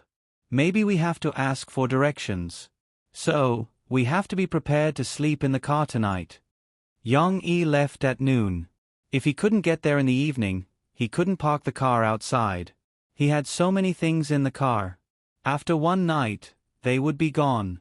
Therefore, Yang Yi simply drove through the night and tried to get back to his hometown by the next morning. But what about me? Shi frowned and said worriedly, Papa, I didn't eat much. I'll starve to death. Shi began to regret it. Not long ago, during lunch, the little girl was so excited that she couldn't sit still. After eating a few mouthfuls of rice, she jumped out of the car and walked around with her school bag on her back, urging the adults to hurry up. It was Murphy who held the bowl and fed her a few mouthfuls. Bah bah. A child's babble is nothing. Yang Huan hurriedly waved his hand and shouted, Cici, you can't say that about yourself. Murphy was originally nervous and didn't speak much. At this moment, she was amused by Shi. She reached out and touched the bridge of her daughter's nose. She smiled and said, How could I let you be hungry? We can also go to a restaurant to eat on the way. I see. Then I'm relieved. She patted her chest like an adult and heaved a sigh of relief. How is it? Dong Yuer sat at the side and watched Yang Qing talk on the phone for a while before hanging up. She couldn't wait to ask. He's already set off, but he won't be able to arrive tonight. He might only arrive tomorrow morning. Yang Qing replied honestly. Then I'll let the chicken out. We can't kill it in such a hurry. If we let it out overnight, it won't be fresh tomorrow. Dong Yuer put down the rag in her hand and stood up as she spoke. Mom, take a seat. I'll go. Yang Qing immediately held his mother down and walked to the courtyard. Dong Yuer was still worried and followed him to the door. She watched as Yang Qing took out the rooster from the chicken coop and untied the rope on its leg. The rooster was still in shock. After it was free, it fluttered a few times and went into the flock of chickens. Only then did it calm down. Qing, sprinkle some corn on it. It hasn't eaten anything all day, and it's starving. Dong Yuer instructed. With his hands behind his back, Yang Chongguei walked over slowly. However, he wasn't hunched at all. Instead, he walked with a majestic gait. He glanced at her and said with dissatisfaction, It's always the daughter-in-law who's afraid of her mother-in-law. How can a mother-in-law be nervous first? Of course you're not nervous when you set an example. I don't know what possessed me back then. That's why I fell in love with you, an old man who's almost 40 years old. Humph, I wonder if you've been with other women when you were out there. Yang Chongguei was a little embarrassed by his wife's words. He interrupted Dong Yuer's words and glared at her. What fooling around? My Yang family has been loyal since the previous dynasty. During the anti-Japanese war, we even started an uprising. 3 generations of family heads, all of them sacrificed their lives for the country. Me too. If it was Yang Qing, he wouldn't even dare to raise his head after seeing Yang Chongguei's angry glare. However, it was really like, everything has its vanquisher. Even someone as awe-inspiring as Yang Chongguei couldn't scare Dong Yuer. Dong Yuer waved her hand and interrupted his words. Alright, alright, alright. You've been saying this to me for more than 30 years. I'm tired of hearing it. I'm illiterate. I don't know how your young family used to be, but I know that before you came to Wadayaku, our country wasn't at war at all. Alright, let's not talk about your nonsense. Anyway, TZ isn't young anymore. He's 32 years old. I don't want him to be like you, not married even when he's almost 40. Young Chongu-a didn't have any objection to this. He didn't say anything. TZ's wife should be from the city. I don't know if she's used to the hard life in the countryside. Therefore, this first meal should leave a good impression on her. Don't scare her away. Dongyue said with a smile. She's not married yet. Why call her wife? Young Chongu-a frowned. Young people nowadays are different from us. They pay attention to the matchmaker's introduction and the parents' agreement. Maybe TZ has already gotten the marriage certificate with her in the city. Dongyue said with a smile. Bang! Young Chongu-a slammed the table next to him, causing the cups in the door to clatter. He raised his eyebrows and said angrily, "He dares?" The parents' order and the matchmaker's words.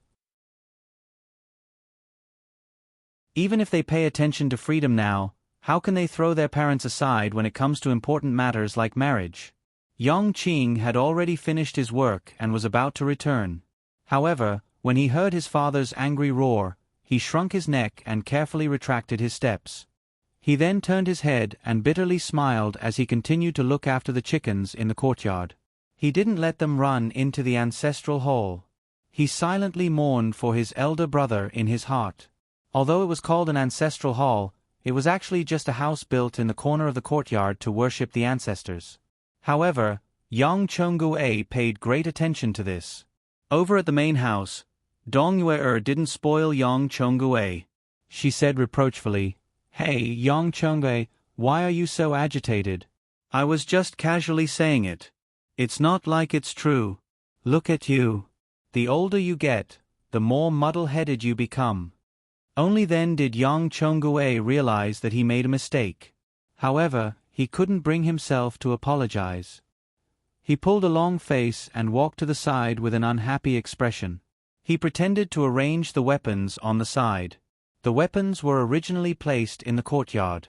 However, because the courtyard wasn't renovated in time, the weapons were moved in. On the weapons rack, there was a 9-ring saber, a 3-pointed saber, a crescent halberd, and a gold-engraved spear. There was even a long saber. They were all weapons made of 1-to-1 pure iron. However, they weren't sharpened. If they were sharpened, they would be sharp weapons. It wasn't safe to leave them at home. Even so, every weapon was shiny. The handle of the spear was as smooth as a mirror. It could be seen that Yang Chongu-a and Yang Qing practiced a lot at home. Yang Chongu-a, I'm telling you. I didn't say this before, but these few days, you have to let go of your bad temper. Don't scare your daughter-in-law away. I won't forgive you. Dongyue was worried. Okay, I know. Yang Chongu-a was impatient. However, he couldn't get angry at his wife. He could only wave his hand, turn around, and walk into the house.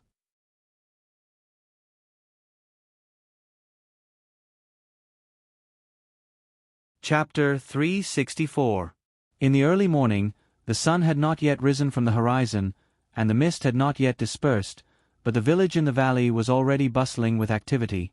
Chickens crowed, pigs snorted, dogs barked, and the voices of the people who got up early in the morning to carry water and the clanking of pots and ladles formed a simple and warm symphony of village life. On the road outside Wadayaku village, a large and burly pickup truck slowly drove over. Yang Yi, who was in the driver's seat, felt even more nervous when he was close to home. Although he was still smiling and looking calm, his heart was beating like a drum. He was worried that he would be exposed. Beside him sat Murphy, who was even more nervous. Last night, Murphy did not sleep well in the car. When she woke up early in the morning, she knew that they were almost home. She asked Yang Yi to stop by the roadside for a while so that she could wash her face with mineral water. Then, she looked at the rearview mirror and tidied her hair and clothes for a while. If Young Juan had not said that the old man at home did not like women to put on makeup, Murphy would probably have to dress up again. But even though she was fully prepared, she still looked serious when they were about to arrive. Her hands tightly grasped the hem of her clothes, and she was so nervous that she was like a string that was about to break. Yang Yi was afraid that she would be too nervous, so he arranged for Murphy to sit in the front passenger seat. Yang Huan sat in the back seat and took care of Shi, who was still sleeping soundly. It was not time for the little girl to get up yet. Yes, it's right in front of us. We're almost there. Turn at the intersection and drive down. Brother, you should remember where our house is, Yang Huan reminded him. Yang Yi, why don't we wait for Shi to wake up before we go there? She's still sleeping. Isn't it rude? Murphy suddenly leaned over and said to Yang Yi with a frown. It was just an excuse. Both Yang Yi and she knew it. Yang Yi reached out and patted the back of her hand. Then, he smiled as he drove. Don't be nervous. Look at you. Come, give me your hand and relax. Don't be afraid. My parents won't eat you. Just face them as usual. They'll like you. Trust me. Really? Murphy placed her hand in Yang Yi's big palm and asked in a weak voice. She sounded like she was wronged, and also like she was begging. She wanted to get Yang Yi's affirmation again and again. Actually, she was acting coquettishly. Really? Of course. Yang Yi shook Murphy's hand and said with certainty. In fact, he did not know, but at this moment, Yang Yi had to show confidence so that Murphy would not be so afraid. Yang Huan stared at Yang Yi and Murphy holding hands, and couldn't help but shake her head secretly. She was a little overwhelmed by their love. On the other side, in the Yang family's courtyard, Yang Qing was waving a long thick knife and chopping firewood. Behind him, Yang Chongguei was in a horse stance, punching out slowly. Although his movements were slow, each punch was like a dragon or a leopard, full of vigor. Chopping firewood, eyes, accurate, hands, steady, strength, ruthless. One chop, you can see the bottom. One chop, you can cut it in half. You can't just chop it in and smash it. Yang Chongguei didn't even look at Yang Qing, but his voice echoed clearly in the courtyard. Yang Qing couldn't help but turn around and explain helplessly, Dad, I know what you're saying. But today's firewood is different. It's much harder. Do you want me to chop one for you? I, Yang Chongguei, have chopped firewood my whole life. I've never seen anything that I can't chop. Yang Chongguei stared at him. Yang Qing looked at Yang Chongguei's eyes and immediately cowered. He smiled bitterly and turned his head away, continuing to chop firewood. Diligence is the key to success. Your talent in martial arts isn't bad, but your tenacity is lacking. You have a bit of energy, but it's all in the field. Yang Chongguei snorted and said, It's easy for you to say that. If Qing doesn't farm, is our family going to eat the northwest wind? Dong Yu walked out of the kitchen. She wasn't happy to hear him talk about her son like that. Yang Chongguei did not say a word. He pretended that he did not hear anything and continued to practice his martial arts. Although his movements were slow, every punch was powerful and had some skill. Qing, help me catch the chicken from yesterday. I'm thinking that Huan, Tizi, and Tizi's wife will be here soon. Let's starve the chicken for the morning and clear its stomach. We'll kill it at noon. Dong Yu said. Okay. Yang Qing quickly put the chopping knife aside, clapped his hands, and walked towards the ox cart where the chickens were lying. Dee. Suddenly, a loud and clear sound of a car horn came from the courtyard entrance. The door of the Yang family's courtyard wasn't a gray-green closed iron door, but an iron gate that stretched as far as the eye could see. Therefore, the three of them turned around and saw a big car that they had never seen before parked in front of the gate. What's going on? Before they could think of the key point, Yang Yi had already gotten down from the driver's seat. Yang Huan also jumped down from the back seat. Yang Yi was still thinking about how to greet them. Yang Huan was more lively. She grabbed the iron gate happily and shouted, Dad, Mom, I'm back. Second brother, quickly opened the door and let Big Brother drive the car in. Dad. Mom. Yang Yi only called them twice in the end. In his memory, Yang Yi used to call them that too. Because of his personality, Yang Yi decided not to change too much. Dong Yu reacted the fastest. She walked over with a smile and rushed to open the door. At this moment, Murphy, who was in the front passenger seat, hesitated for a moment. Then, she unfastened her seat belt and opened the door. However, as soon as she got down from the car, the three people in the courtyard all looked at her. Murphy froze. She was so nervous that she was about to suffocate. She wasn't even this nervous when she went on stage for the first time when she was little. Fortunately, Murphy's mind didn't go blank. She still remembered to be polite. She sincerely bowed to the front and said in a low voice, "Uncle, Auntie, nice to meet you." Actually, she should have called him Uncle. Young Chong-gue was obviously older than her father. However, Murphy didn't think so much. She was so nervous that she could only say what was in her mind. The first impression was very important. Dong Yu-yi had a good impression of this eldest daughter at first sight. She was pretty and tall, with a good figure and a curvy figure. Even though she was wearing a winter coat, Dong Yu-yi's judgment was very accurate. And she took the initiative to greet them. Although she looked a little shy, who wouldn't be shy when visiting a family for the first time? Well, this is the one Qing mentioned. Dong Yu wanted to put on the airs of a mother-in-law, but she couldn't. She opened the gate with a smile and said, "How should I address her?" Yang Yi went around, reached out and took Murphy's hand. He squeezed it gently to calm Murphy down. "Mom, this is Murphy, my wife. This is our mom and dad. This is my brother, Yang Yi. I introduced them to you before." Yang Yi smiled and said, "And you should change the way you address them. Don't call them uncle and auntie. Call them mom and dad." Dong Yu was stunned when she heard this. "Wife. Call them mom and dad? What stage are they at now?" Could it be that her words really came true? They got married in private? Young Chong-gue just walked over. He heard Yang Yi's words and his eyes widened. Yang Qing felt his father's imposing manner. He stopped and shrank back, pretending to help open the gate and avoid the battle. Murphy didn't notice that she was flustered by Yang Yi calling her, "my wife." She was happy and shy, so she was even more obedient. She bowed slightly again and whispered like Yang Yi, "Mom, Dad." Yang Chong-gue frowned and wanted to say something, but Dong Yu took the initiative and didn't give him a chance to speak. "Don't stand at the gate. You're home. You'll be laughed at if you stand outside. Come in quickly.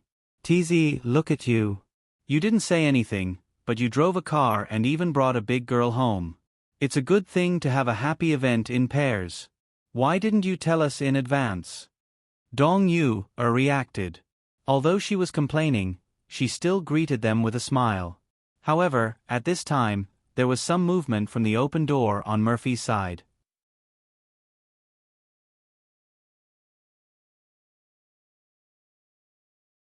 Chapter 365.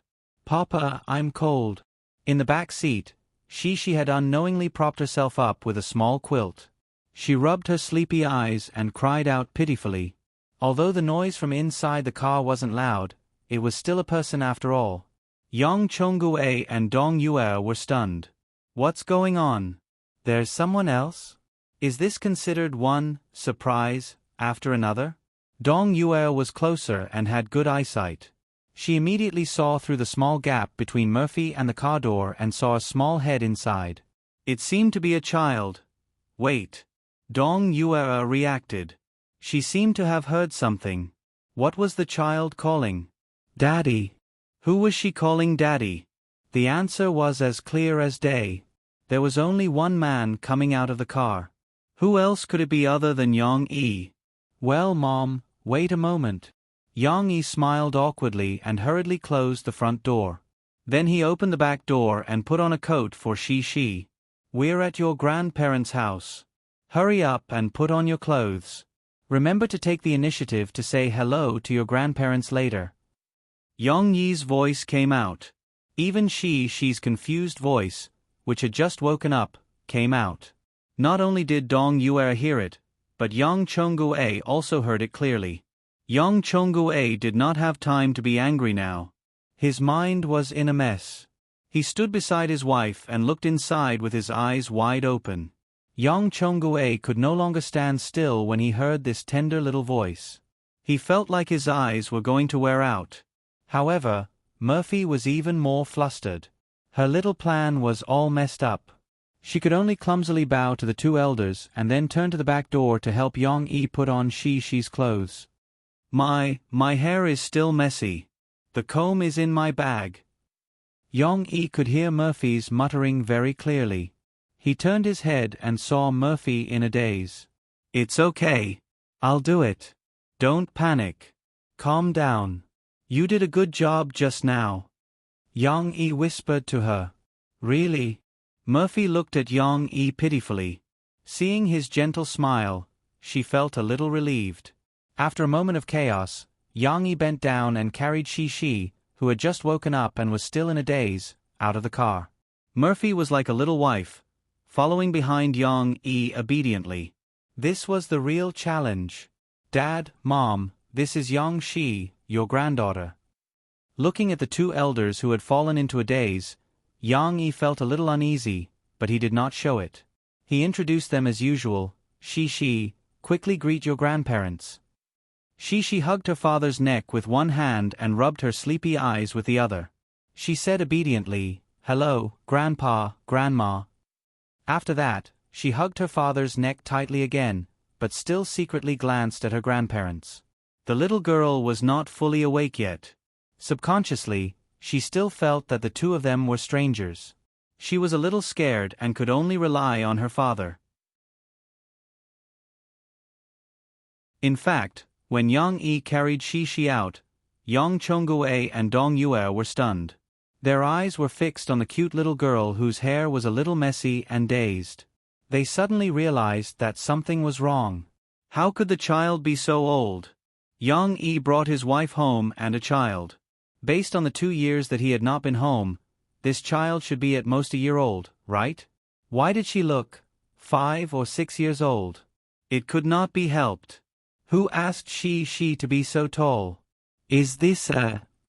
Yang Chongue could not hold back his words and could not help but ask. But his voice stopped abruptly. Dong Yue reacted quickly and interrupted him. Cough. Dong Yue coughed heavily and pulled her husband hard. Then she said with a smile, okay, good girl, come in first. Come in first. Although Yang Chongue was full of questions and even angry because of Yang Yi's sudden attack, he could not help but look at the little girl who called him Grandpa just now. Looking at the little girl's clever big eyes, he could not move his feet. This girl. What did TZ say her name was? Yang Shi. Which she? The cold morning wind blew on her little face, and Cici was much more awake now. She hugged her father's neck, moved her little mouth to her father's ear, and whispered to him, Papa, Grandpa is looking at me. That's because Grandpa likes you. Go play with Grandpa. Papa is going to drive the car in. Yang Yi put Shi down and patted the little girl's head. But I'm afraid. Shi timidly looked at the white-haired grandfather who looked a little fierce, then turned around and pulled the clothes on her father's legs. Hearing Shi's words, Yang Chongue did something that Yang Qing, Yang Huan, and Dong Yue did not expect. He bent his back, which had been straight for decades, and even squatted down. He stretched out his hand and smiled. Yang Shi, come and let Grandpa have a look. Dong Yue looked at her husband meaningfully. She was secretly happy, but she did not say anything. She turned her head to look at her grandfather and then at her father. She was somewhat hesitant. Go and let Grandpa have a good look at you. Yang Yi quickly pushed his daughter's little butt. It was rare for the old man to be so interested in Shi. Yang Yi's pressure in his heart was relieved. Shi looked at Grandpa again. At this time, she felt that Grandpa's wrinkled smile did not seem so scary, so she walked over. Grandpa, Are you my papa's papa? She was still a little nervous. She used words to ease the tension. Murphy actually felt that she's question was a little impolite. She opened her mouth, but did not have the courage to say it. Just standing beside Yang Yi's mother, she was so nervous that she did not know where to put her hands. At this moment, Yang Chongguei could finally take a closer look at she's appearance. Those eyebrows, those eyes, suddenly made him feel inexplicably close. The doubts in his heart faded a lot. Of course, the questions that should be held back were still held back. These questions would be asked Yang Yi later. Yes, I'm your father's father, that is, your grandfather.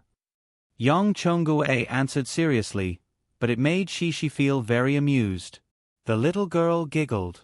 Her cute smiling eyes made people's hearts melt.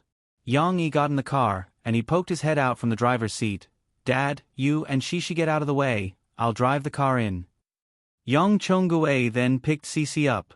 In the past, he had probably only carried Yang Yi and his siblings when they were just born, but later on, he handed them over to Dong Yue. The strength he used to carry the child was a little different. It was as if he was throwing Cici into the air and then carrying her. This caused Cici to cry out in surprise, but she also found it funny and laughed. The little girl thought that Grandpa was playing with her. Her laughter was like a silver bell, breaking the coldness of the morning and also drawing closer the relationship between her and Grandpa. Grandpa, why is your hair all white? She felt closer to Grandpa, so she asked the question in her heart, my grandpa's hair is black. Because Grandpa is old. What is Grandpa you're talking about? Hugging Cici, Yang Chongguei walked past Yang Huan and Yang Qing. Hearing his gentle tone, Yang Huan and Yang Qing exchanged glances with each other out of amazement and disbelief. Grandpa is Grandpa, my mom's papa. The old and the little one chatted like this. Speaking of which, when did Yang Chongguei have a good chat with the siblings?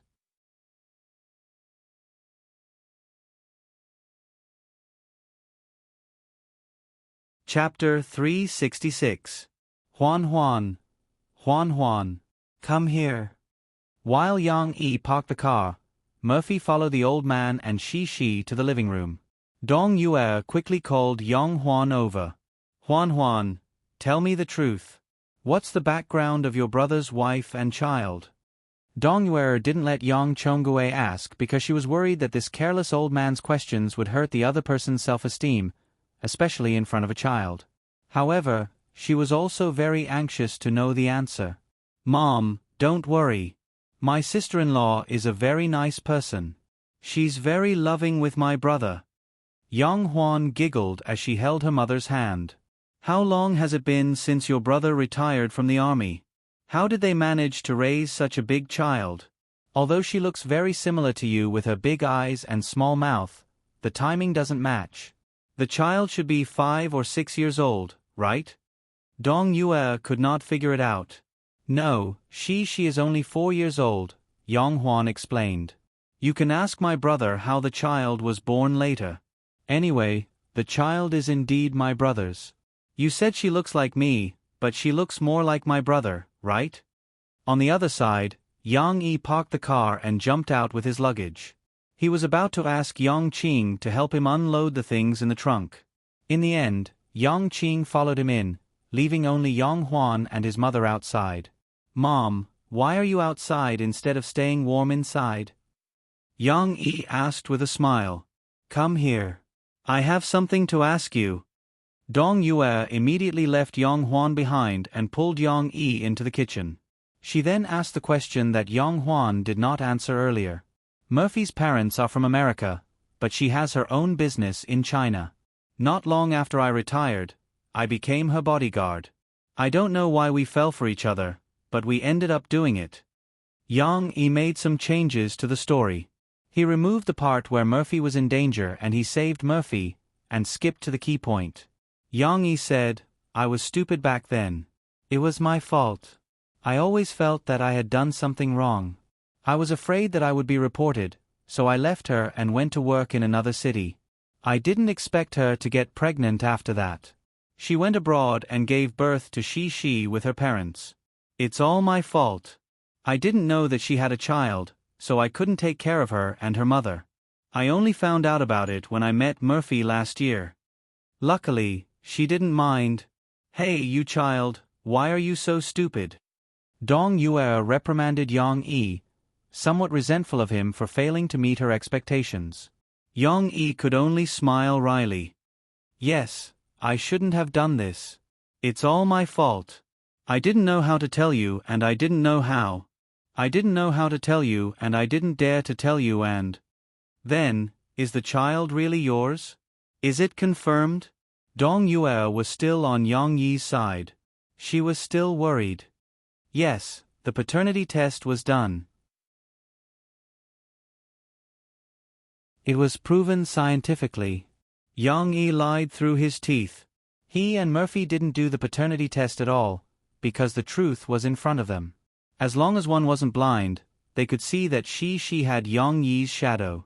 Yang Yi also believed that with Murphy's simple mind, she couldn't lie. After Dong Yue confirmed it, she let out a long sigh of relief. She said happily, that's good, that's good. You have a beautiful daughter-in-law, and we have a beautiful granddaughter. I was worried that you would be as stubborn as your father. If there wasn't a woman following you wholeheartedly, I'm afraid that you wouldn't be able to get a wife in this life. She was indeed his biological mother. Yang Yi didn't know whether to laugh or cry at his mother's happy expression, as if she had picked up a treasure. It didn't matter if he took the blame for his predecessor, as long as he passed her test. Dong Yue was still a little unsatisfied. She said regretfully, it's a pity that you gave birth to a daughter and not a son. Your father has always been looking forward to having a grandson to carry on the Yang family's ancestral line. He was still hoping for another grandson to fall from the sky. Yang Yi said helplessly, Mom, this can't be controlled. Besides, a son is too naughty. A daughter is better. She is so cute. Yang Chongguei, who was looking forward to having a grandson, was sitting in an armchair and playing with his granddaughter in his arms. Yang Shi, which Shi word is in your name? Is it the Shi of watermelon or the Shi of hope? Yang Chongguei still didn't understand his granddaughter's name. Neither, he. Grandpa, I'll write it for you. She took her grandfather's hand and opened his palm. Her grandfather's hand was as big as her father's. It could be used as a paper to write. The little girl wrote her name stroke by stroke on it. So it's Shi of Chen Shi. Yang Chongguei stroked his beard and nodded gently. You can actually write such complicated characters. He, my papa taught me. She said happily and curiously asked, Grandpa, what's your name? Grandpa's name is Yang Chongguei, Chong of noble and Guei of wealth.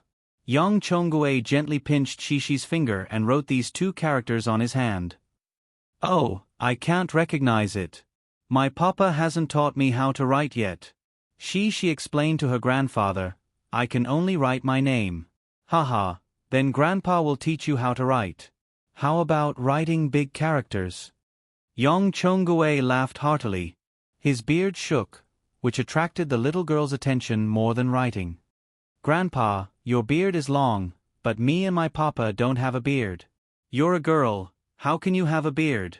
Your father should shave his beard often, but Grandpa's beard has been growing for several years and needs to be trimmed often. You see, it can move. Yang Chongguei was very playful. He wrinkled his nose and shook the two whiskers above his lips. It's really fun.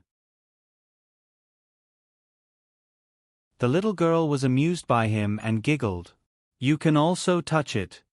Yang Chongguei said. I don't want to zap, it will hurt. She pouted her small mouth and said with some fear. Before her father shaved his beard, he would prick Shi until she cried. It doesn't hurt, try it. Yang Chongguei took the little girl's small hand and put his face close to it. Hey, it's soft, it doesn't hurt. She was startled at first, and then she immediately found the difference. She curiously reached out to touch it again, and then pulled it, and then smiled at her grandfather like two crescent moons. Yang Qing, who had followed them into the hall, was frightened. The little girl was touching the tiger's butt. Murphy should have stayed behind to communicate with Yang Yi's mother, but she was nervous and a little confused, so she followed Shi and Grandpa Yang into the hall.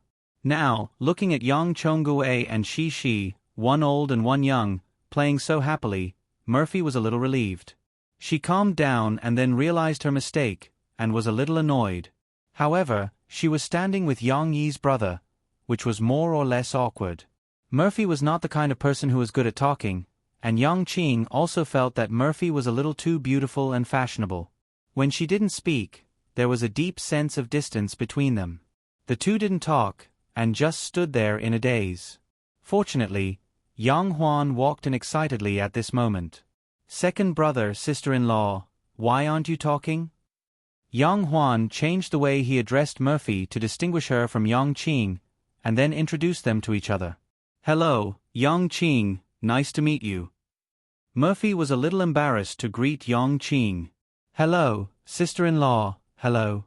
You can call me Qing Zi like my brother." Yang Qing was a little embarrassed to look at Murphy directly. In the countryside, he had never seen a woman as beautiful as Murphy. It wasn't that she was beautiful, but the problem was that if she was too beautiful, it would make people feel a deep sense of distance. When Murphy heard Yang Qing let her call him Qing Zi, she nodded first, and then asked in confusion, "Huan, Qing Zi, I have a question. Why did Mom and Dad call Yang Yi Tai Zi just now? Isn't his name Yi?"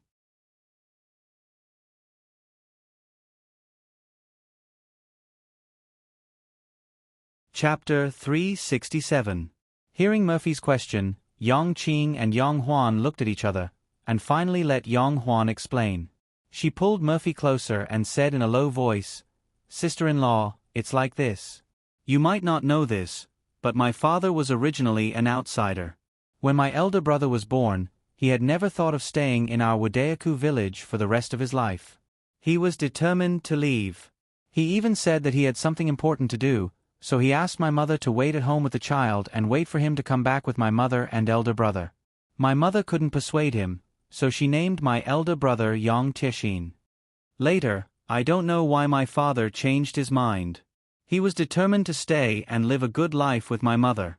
So, my mother felt that it was a bit inappropriate for my brother to be named Yang Tiexin, so she removed the word xin and changed it to Yang Tai. Speaking of this, my father lied to my brother for more than 10 years. He told him that he named him because he lacked gold in his 5 elements. Later, my mother let it slip, so we knew the truth." Yang Huan couldn't help laughing. She glanced at Yang Chongguei and whispered, "Sister-in-law, don't mention this to my father. He's very proud." Murphy nodded, but still asked confusedly, "But, isn't Yang Yi the word E next to the word Che? Why is it the word Tai next to the word Jin?" Yang Huan snickered and said, "This is related to another case of injustice. When my brother was born, the household registration officers in the police station weren't like now. Some of them didn't even know as many words as my father. At that time, my mother brought a slip of paper with my brother's name written by my father to the town to register. In the end, someone copied my brother's name wrongly and wrote Yang Tai as Yang Yi. Yang Chongguei didn't like to deal with the government. He let Dong Yue'er take Yang Yi, who was already 2 or 3 years old, to register. At that time, it was normal to register late, and the household registration booklet was left at home. They didn't even check it until Yang Yi went to primary school. At that time, there was no primary school in the village. To enroll in the primary school in town, one had to check their household register. Only then did everyone realize that Yang Yi's name was wrong. It was likely that Yang Chongguei was still a little uncomfortable with the name Yang Tiexin. He took the initiative to suggest that since it was too troublesome to change the household register, they might as well make the best of it and change Yang Tiexin's name to Yang Yi. Later on, my brother's name was changed, and the family tree was changed to Yang Yi, which means my father and mother. They have been calling him Tai Zi for many years. They are used to it and can't change it, Yang Huan said with a smile. So that was the case. Murphy also revealed a smile. Just as she was about to speak, Yang Chongguei suddenly exclaimed, "Ouch!" Murphy turned around and saw Shi tugging at her grandfather's beard, causing Yang Chongguei to feel pain. The little girl still didn't know. When her grandfather called her, she hurriedly let go of his hand, as if she had done something wrong and was embarrassed. Shi, you can't pull Grandpa's beard. It's impolite. Murphy anxiously scolded. Grandpa, I'm sorry, Shi pouted and said, let me blow on it for you. It won't hurt after that. It's okay. Don't blame the child. I was just teasing her. Yang Chongguei waved his hand, but didn't raise his head. He kept looking at Shi's self-blaming and pitiful appearance and chuckled. I've never seen my dad smile like that before, Yang Huan said enviously. He's never smiled so much in a year. Yang Qing also complained in a low voice. Dong Yue had already prepared breakfast. Although it wasn't enough, everyone ate a little. Yang Yi had just returned. He needed to pack his luggage and tidy up his room. So, he and Murphy took Shi to the 4th floor. Qing, Huan, go and catch that little chicken. We'll eat chicken tonight. Dong Yue sent the siblings away. Then, she impatiently told Yang Chongguei what she had learned. I knew it. He didn't serve in the army outside. He must be up to no good after he retired. Yang Chongguei was so angry that he panted like a red-eyed bull. When he comes down later, I'll break the ruler at home. Otherwise, I'm not his father. Why are you in such a hurry? I haven't finished yet. Tizi didn't do it on purpose. He didn't know that the child was pregnant. Dong Yue finished the rest of the story. Then, she scolded, I don't care about your bad temper usually. But today, if I hadn't stopped you, would you have asked the child if she was her father's daughter in front of her face? Yang Chongguei didn't say anything. He knew that he was wrong, but he didn't admit it. Yang Chongguei, you're someone who went to school. Why don't you know a bit of common sense? When you hear something that doesn't go your way, you yell and kill. I don't know if you'll scare the child. Dong Yue nagged. I'm not scaring the child. I'm talking about Tizi. The child is already so old.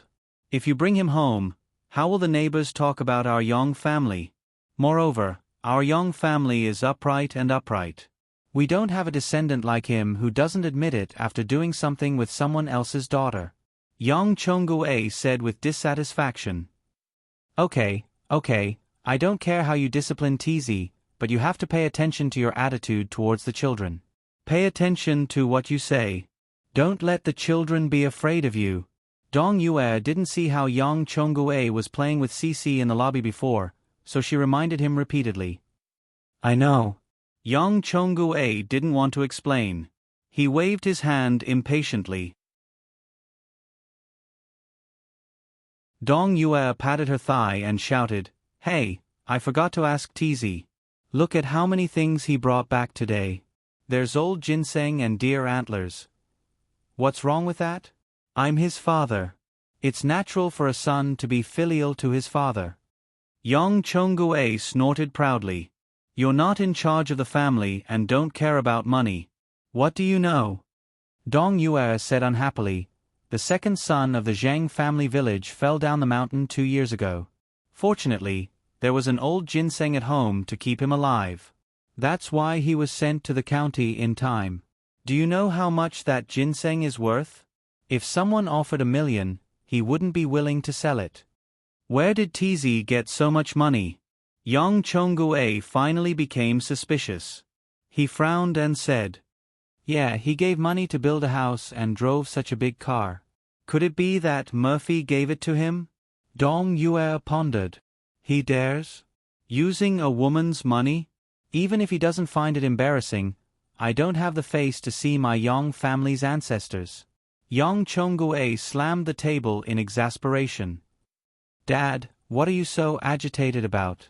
Yang Huan, who had just finished catching the chicken, heard Yang Chongguei's loud roar as soon as she came in. She laughed and said, You've all misunderstood. My brother earned all this money himself. He's now writing novels and earning a lot of money. Writing novels? Yang Chongguei and Dong Yue looked confused. Yang Chonggue knew what novels were. He asked in confusion, "You can earn money by writing those things?" "Yes. Dad, times are different now. You can earn a lot of money by writing novels as long as many people like to read them." Yang Huan turned and ran to her luggage. She had already prepared 2 books written by Yang Yi, Soldier's Assault and Drawing Sword, for Yang Chonggue to read. "These 2 books written by my brother are very popular," Yang Huan said with a grin.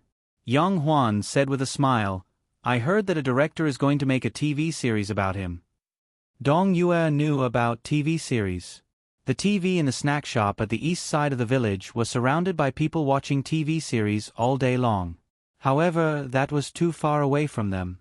The 2 elders had no idea what was so special about it. Yang Chonggue, on the other hand, was a little interested in the 2 books. He opened them and looked at them. When he saw that Drawing Sword was about the anti-Japanese war, his desire to continue reading grew. After flipping through a few pages, he was quickly attracted by the righteous and rough Li Yunlong. However, Yang Chonggue quickly threw the book aside because Shishi's voice came from the stairs. "Grandpa, Grandpa!" She was calling out happily. Her crisp voice was better than any lark. The little girl was coming down.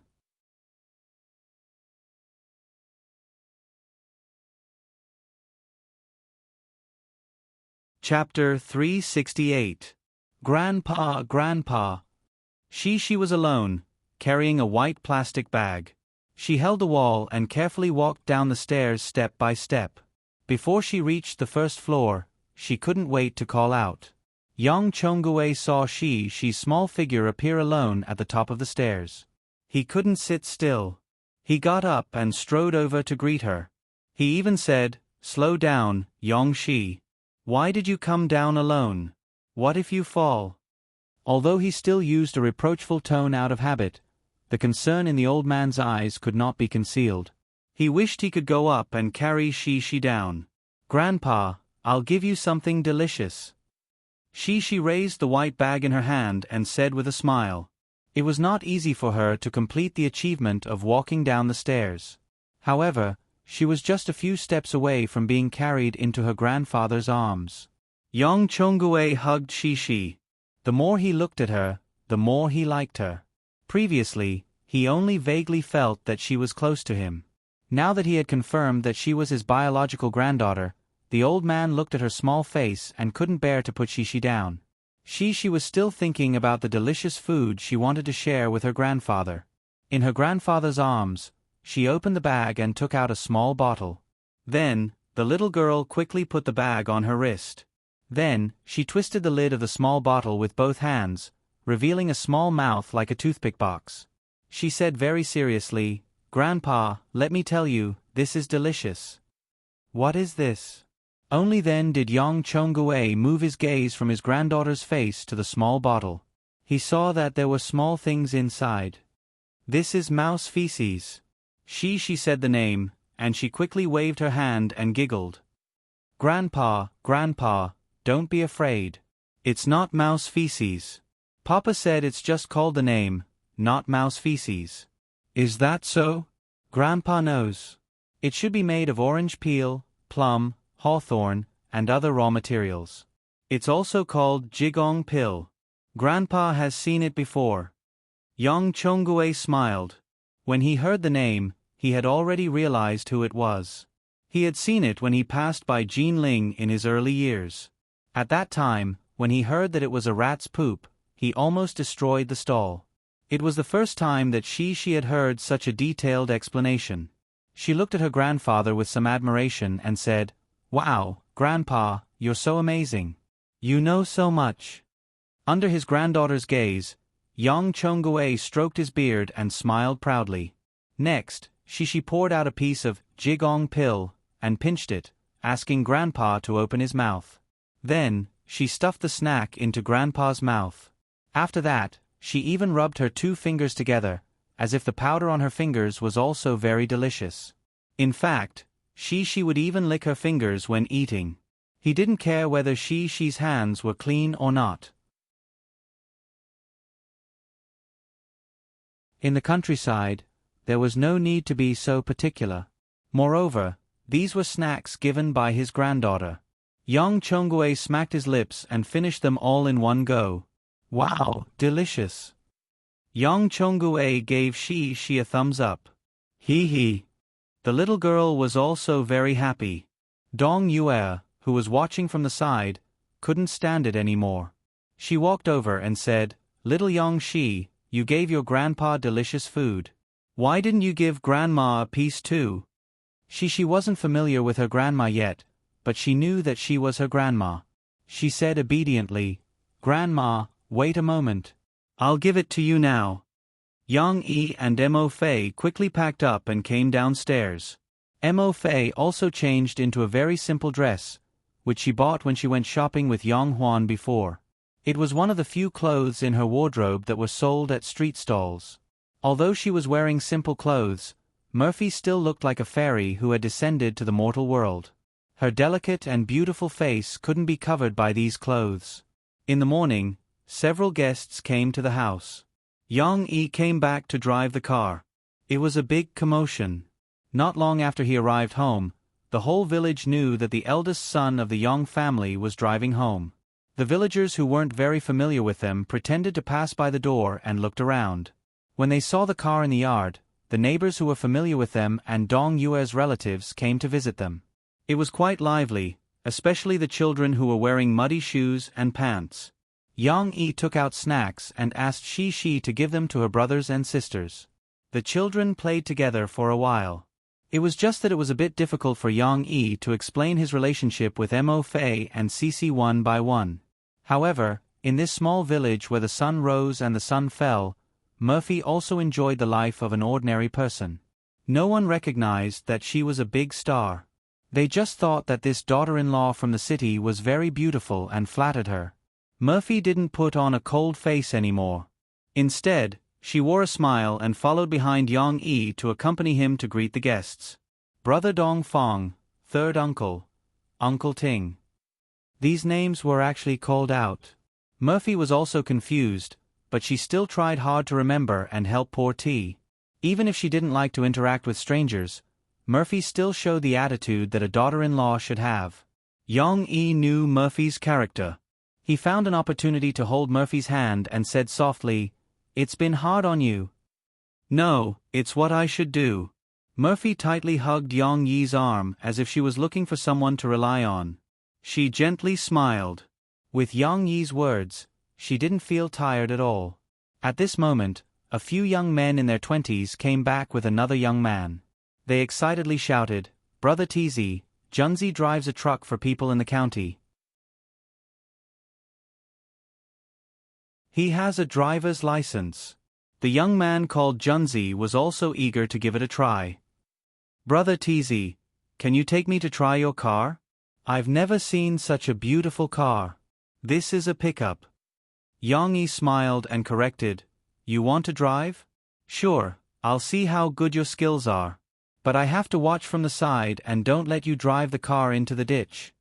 "Brother TZ, I'll sit in the back. I'll stand in the back." There was a young man who was maverick. Everyone else had to sit in the back seat. He pointed at the trunk and intended to stand there alone to enjoy the wind. Yang Yi took them out to play. Moreover, it was almost noon, so the neighbors stopped visiting. Murphy breathed a sigh of relief and stayed with Shi to accompany Yang Chongwei. Dong Yue came out with a teapot. The teapot was a little big. It was different from the small teapot of Kung Fu tea. It was a big iron kettle with tea inside. Dong Yue turned the teacups over one by one, but her movements were a little slow. While doing so, she looked at Murphy with a smile and said, "Murphy, there were too many people just now. I forgot to call you. Come and have some tea." Murphy didn't think too much about it. She came to the countryside and didn't want to be a young mistress. Seeing Yang Yi's mother pouring tea for her, she felt apologetic. She quickly stood up and walked over. "Mom, let me do it. I should be the one pouring tea."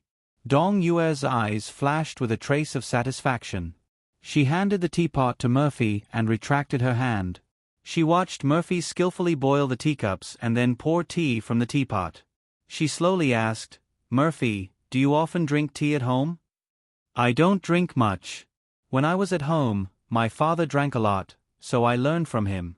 Murphy said frankly. Yang Chongguei and Dong Yue each sat on an armchair with a square table between them. However, Yang Chongguei's attention was completely focused on Shi, who was running in and out of the door. Shi was having fun alone. She felt that this place was too fun. Although the cow pen was a little smelly, there were so many chickens and ducklings in the yard. The little girl couldn't even look at them all. Mom, Dad, have some tea.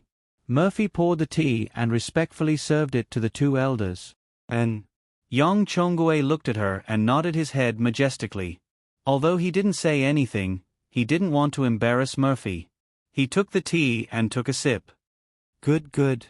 Dong Yue was full of smiles, which made Murphy feel a little relieved. At this moment, Yang Qing and Yang Huan, who had set up a greenhouse to plant winter vegetables, came back. Take a seat first. I'll make lunch for you. Dong Yue stood up and massaged her waist. She smiled at Murphy and said, "Sigh, I'm getting old. My waist is a little weak."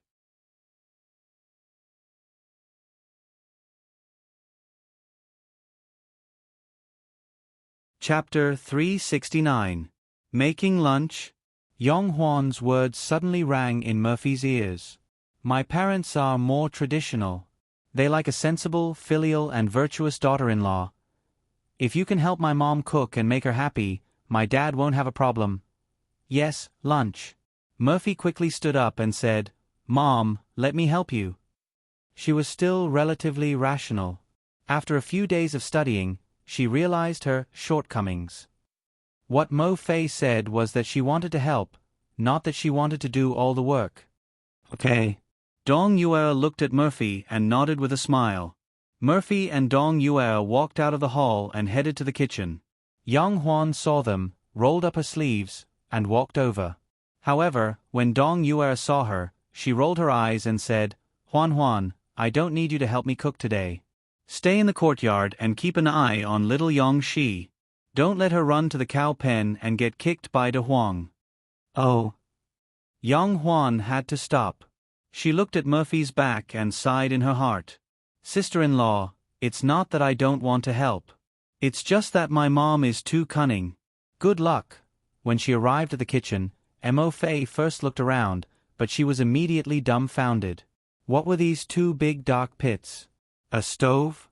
Murphy had seen many stoves since she was young.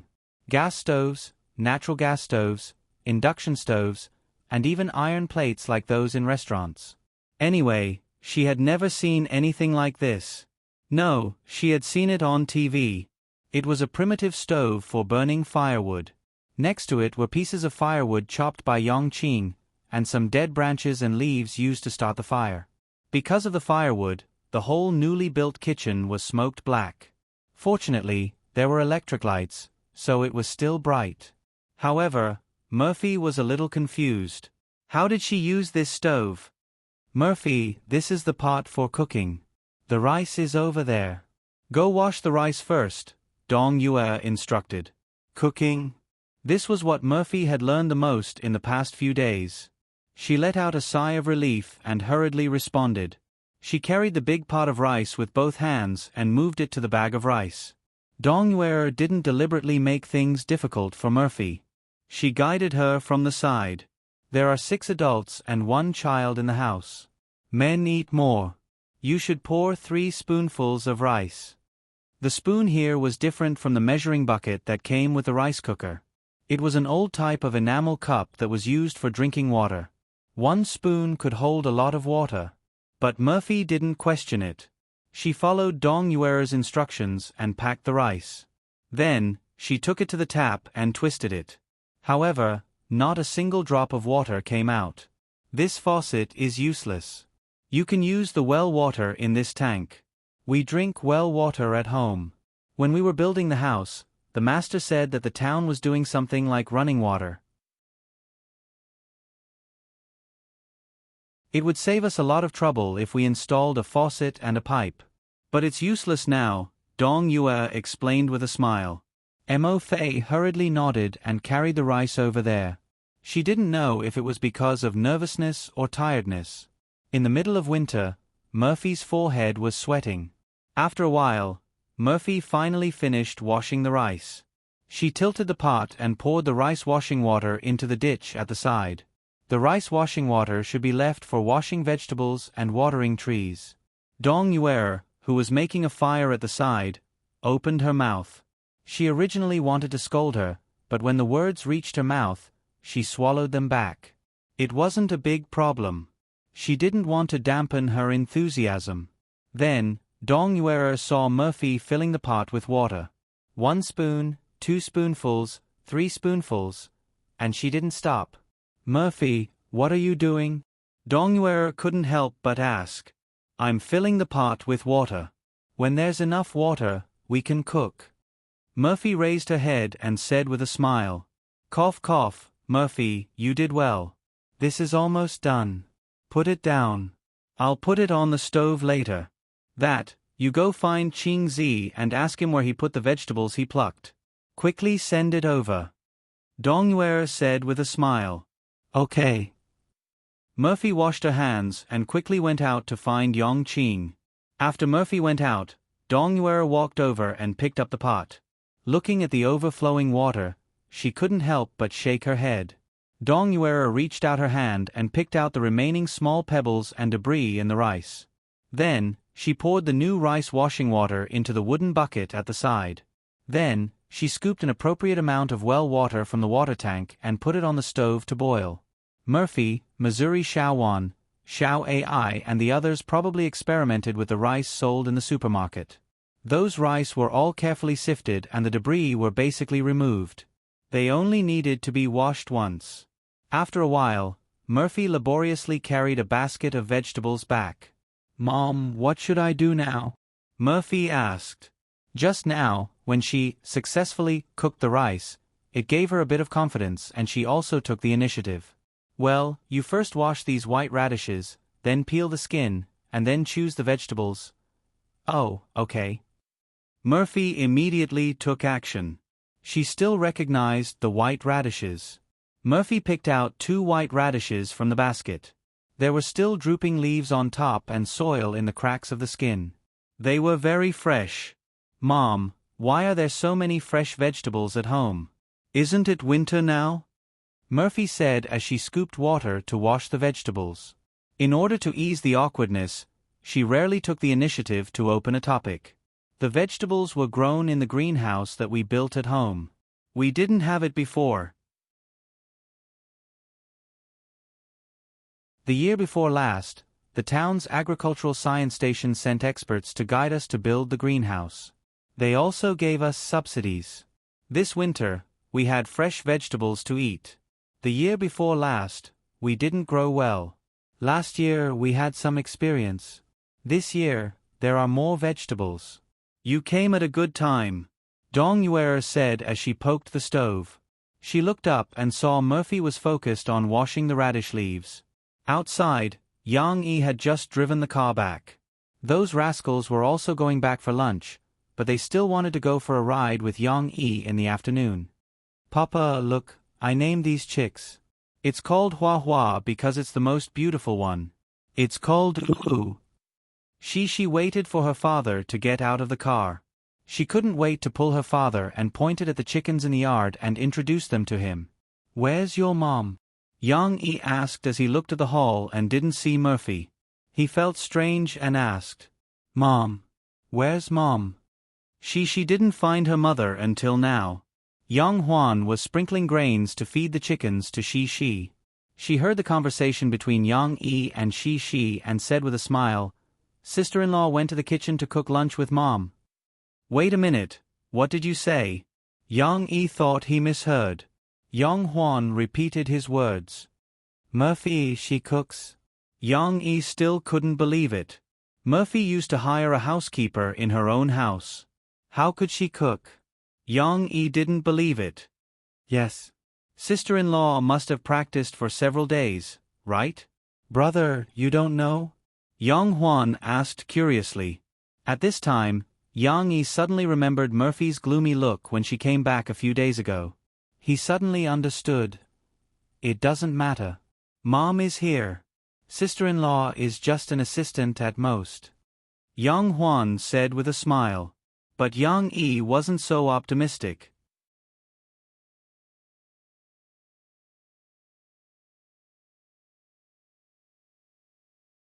Chapter 370. In the kitchen, Murphy washed the radishes and struggled to move the chopping board.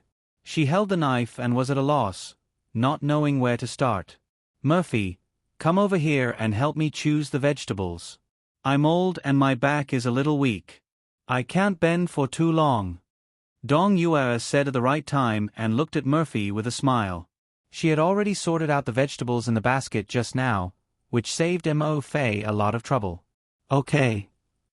Murphy was very obedient. However, when Murphy sat on the small stool and looked at the vegetables, cowpeas, asparagus and so on the ground, she was worried. She had eaten all of these vegetables before, but she didn't know how to deal with them alone. However, she still had to do the work. Murphy picked up a handful of amaranth, hesitated for a moment, and began to pinch out the leaves that were bitten by insects and had small holes. Then, she plucked out a few leaves that looked wilted. However, Murphy started again and plucked out a few intact leaves. She felt that the other leaves were purplish-red with a circle of green around them, but these leaves were completely purplish-red and seemed to be rotten. It seemed that in Murphy's impression, choosing vegetables was just picking out the rotten leaves, so after she was done, she put down the amaranth and picked up the cowpeas. It's really difficult. This is called beans, right? How do I deal with it? Murphy looked at the cowpeas in a daze. She wanted to use the old method to pick out the bad cowpeas and throw them away, but it seemed that it was difficult to pick, and every one of them looked the same. Just when Murphy was in a dilemma, Yang Yi's voice suddenly came from behind. Mom, Murphy, are you cooking? Murphy turned her head in surprise, and Yang Yi appeared at the kitchen door. You're done with your work? Dong Yue glanced at Yang Yi and didn't understand why he would appear here. Was he worried about his wife? Yes, Junzi and the others went back. Yang Yi smiled and said, I'm here to help. What are you doing in the kitchen? Do you know how to cook? Dong Yue rebuked. Or are you worried that I'll mistreat your wife? Don't worry, I'm just letting Murphy be my assistant. As Dong Yue spoke, her hands did not stop moving. The radish that had just been peeled was chopped into pieces by her with a few chop chop chop. It's not like that. Mom, why are you still looking down on me? I'll cook 2 dishes for you later and show you my culinary skills. Yang Yi smiled as he sat down beside Murphy and took the cowpeas from Murphy's hand. Watch. Yang Yi signaled to Murphy with his eyes. Then, he slowly removed the veins from the cowpeas and threw them into the basin next to him. Murphy immediately understood. She imitated Yang Yi's actions and picked up the cowpeas. Of course, Yang Yi's actions were faster. In just a few seconds, the cowpeas in his hands were ready. Dong Yue was actually not at ease. She had already seen how good Murphy's culinary skills were. As for her own son, Yang Yi, when he was at home, he was just like his father. He had never cooked before. So, Dong Yue couldn't help but take a few more glances. But Yang Yi's actions were so skillful that it made her stunned. This little rascal, when did he learn this skill? When Dong Yue added the firewood for cooking, she turned her head again and saw Yang Yi rolling up Murphy's sleeves. Murphy raised her hand and let Yang Yi roll up her sleeves. She looked at Yang Yi and smiled happily. These 2 children. The corners of Dong Yue's mouth curled up slightly. But she still turned her head and continued to poke at the stove, leaving a vent in the middle. Yang Yi continued to teach Murphy how to pick vegetables while he finished most of the chores. At the same time, he also picked up the good leaves that Murphy had thrown away and taught her how to pinch the roots of the amaranth. Seeing that his mother wasn't paying attention to him, Yang Yi couldn't help but move the stool and sit beside Murphy. He leaned close to her ear and whispered, Why did you suddenly think of cooking? Didn't you never know how to cook? Perhaps it was because of Yang Yi's slightly teasing and reproachful tone. Mo Fei pouted her lips a little aggrievedly. She leaned her knee sideways and bumped Yang Yi's leg. It's all because of you. What? To leave a good impression on your mom. Murphy kept her attention on Dong Yue. She was afraid that she would see her whispering to Yang Yi. Just like how she was afraid of the class teacher, she whispered angrily. After saying that, Murphy felt a little embarrassed. Yang Yi couldn't help but laugh. He turned his head and glanced at his mother. Then, he reached out to grab Murphy's hand. Wet in the winter, her fair hand was a little blue from the cold. He interlaced his fingers with Murphy's and held her hand tightly. He whispered, "You're so cute." Murphy looked at the deep love in Yang Yi's eyes and her heart was filled with joy. The nervousness, self-reproach, and embarrassment from before were all swept away. With Yang Yi's guidance and help, the assistant work progressed very quickly.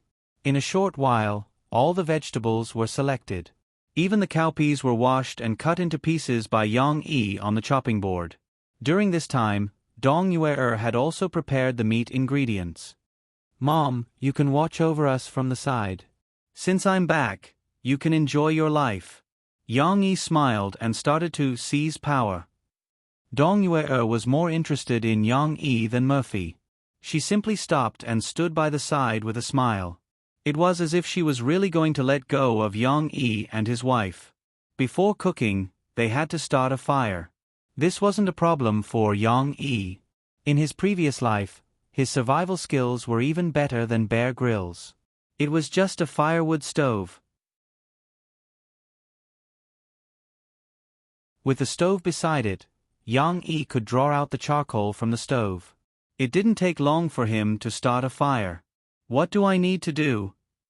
Murphy pulled on Yang Yi's sleeve and asked softly, "Help me get the seasoning." Yang Yi patted Murphy's waist and said gently. He didn't dare to let Murphy cook. From the charcoal smell when she came home in the past, no one would be able to eat the dishes she cooked. "Okay." Murphy nodded obediently. After heating up the wok, Feng Yu poured the oil and added the garlic cloves. The entire kitchen was filled with a thick fragrance. Murphy couldn't help but wrinkle her nose and sniff. This fragrance was really irresistible. It was too tempting. The large iron pot used by farmers could cook enough food for more than 10 people. Yang Yi liked it very much because it had a big stomach and a lot of room to perform. Feng Yu could be seen pouring in the ingredients and stir-frying at the same time. His actions were like that of a chef. Dong Yue was watching from the side. At first, she was still worried. But after seeing Yang Yi's actions, she finally understood that her son had learned how to cook. "Murphy, help me get the salt," Yang Yi said with a smile. In fact, he could go and get it himself, it was just next to him, but Yang Yi had to give Mo Fei something to do. Mo Fei wanted to perform well. "Okay." Murphy was stunned. But she didn't forget her responsibility and quickly went to look for the salt.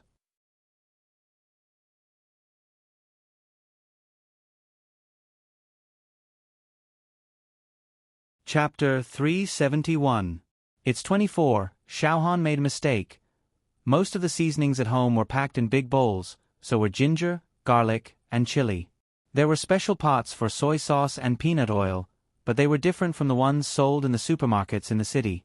Because the peanut oil here was freshly squeezed by machines, there was a special workshop in town. When the peanut oil and soy sauce were used up, they would bring their own pots to buy them. Note 1.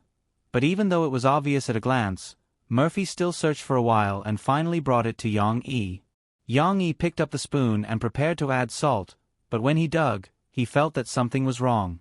The texture was not right, and the salt should not be so soft and sticky. His attention shifted from the pot to the big bowl. Looking at the crystal structure of the salt in the bowl, he immediately understood. Cough, cough. Yang Yi quietly put it aside, pointed to the bowl of coarse salt, and said, "Murphy, bring that to me." Murphy was not stupid. Her big bright eyes had been watching Yang Yi's movements. Seeing that Yang Yi had already prepared to spoon the salt into the pot, but he took it back, she knew that she had taken the wrong one. She was so embarrassed that her face was boiling hot, and her ears were red. She pursed her lips and brought the real salt to Yang Yi. Dong Yue watched for a while, and also had a certain understanding of Yang Yi's cooking skills, so she was relieved. However, she couldn't stay idle. The kitchen was occupied by her children, and there was really nothing for her to do. Dong Yuer remembered the chicken outside that she was going to kill. After Dong Yuer went out, Murphy finally couldn't help it. She pointed to the bowl of sugar and whispered to Yang Yi, isn't this salt? Yang Yi finally couldn't hold it in, and he laughed softly. You're still laughing at me, I don't understand. Murphy rebuked and hammered his arm. Yang Yi added some water and covered the pot with the lid. Then, he turned his head and pointed at the candy with a smile. Try it. Murphy obeyed and reached out her finger to touch it gently. Her finger was still a little damp from washing the vegetables. Instantly, her fingertips were stained with a thin layer of sugar. She licked it and looked at Yang Yi in surprise. It's sweet. Yes, that's right. This is the candy. Look, doesn't it feel a little sparkling and translucent? And then it sticks together. Yang Yi taught Murphy how to distinguish it. But isn't salt sticky? Murphy asked, puzzled. It's not the same. Refined salt is in the form of powder, which is smaller than the sugar particles. Moreover, they absorb the moisture in the air, so the way they stick is different. Sugar cubes are more sticky, while salt cubes are not. Yang Yi analyzed. He smiled and said, moreover, we eat coarse salt here. You see, it's all in pieces. It's not your fault that you don't know.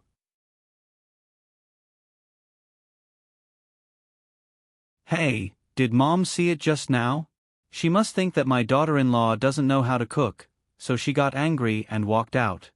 Murphy said, blaming herself. No, why would she be angry with you? You just don't know how to cook. What's the big deal? Yang Yi smiled. But Yang Huan told me that your family likes daughters-in-law who can cook. Murphy did not relax and frowned. I did have such thoughts in the past. But don't worry, you still have me, right? I can cook, and they won't make things difficult for you. Yang Yi patted Murphy's back. Tell me, how long have you been secretly learning?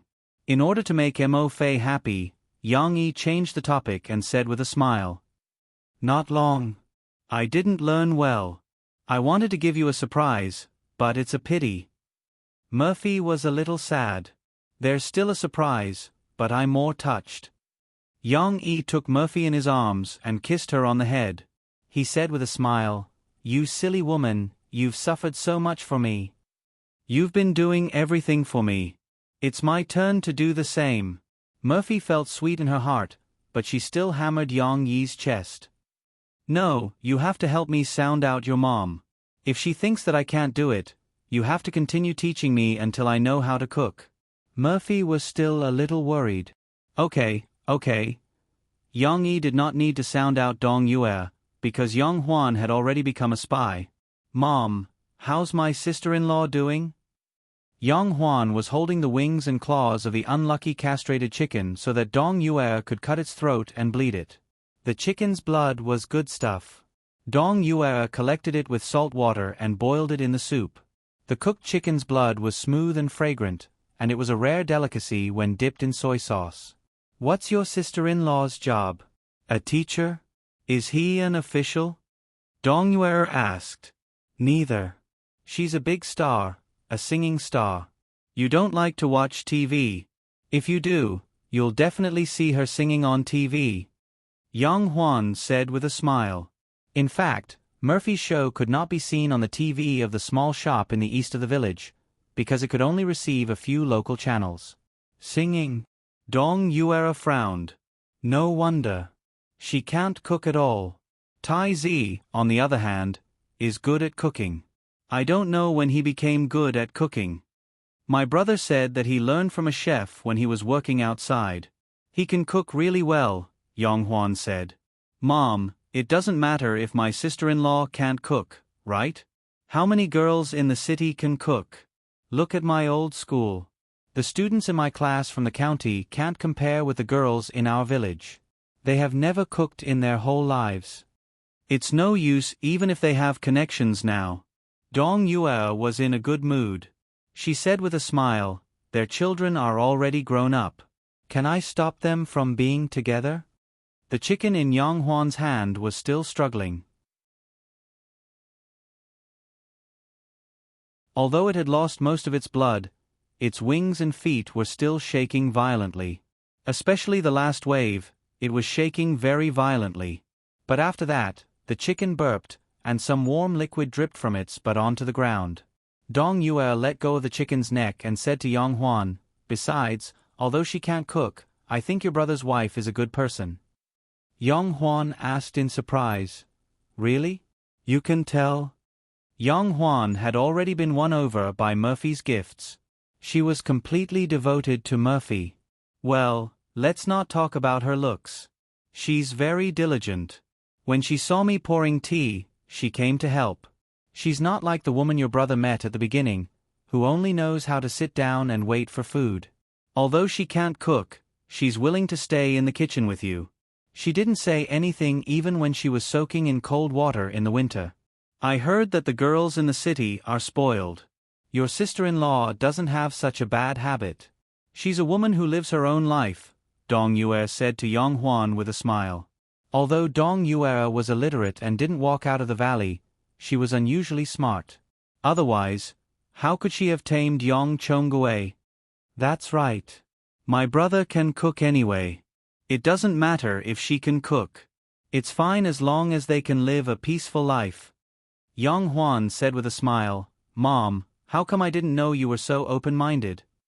"I'm not your father. Your father is stubborn." "Humph." Dong Yue snorted proudly at her daughter's flattery. You're tuning in to the Narrate and Escape YouTube channel. Don't forget to subscribe and join us on this journey to catch the most captivating stories.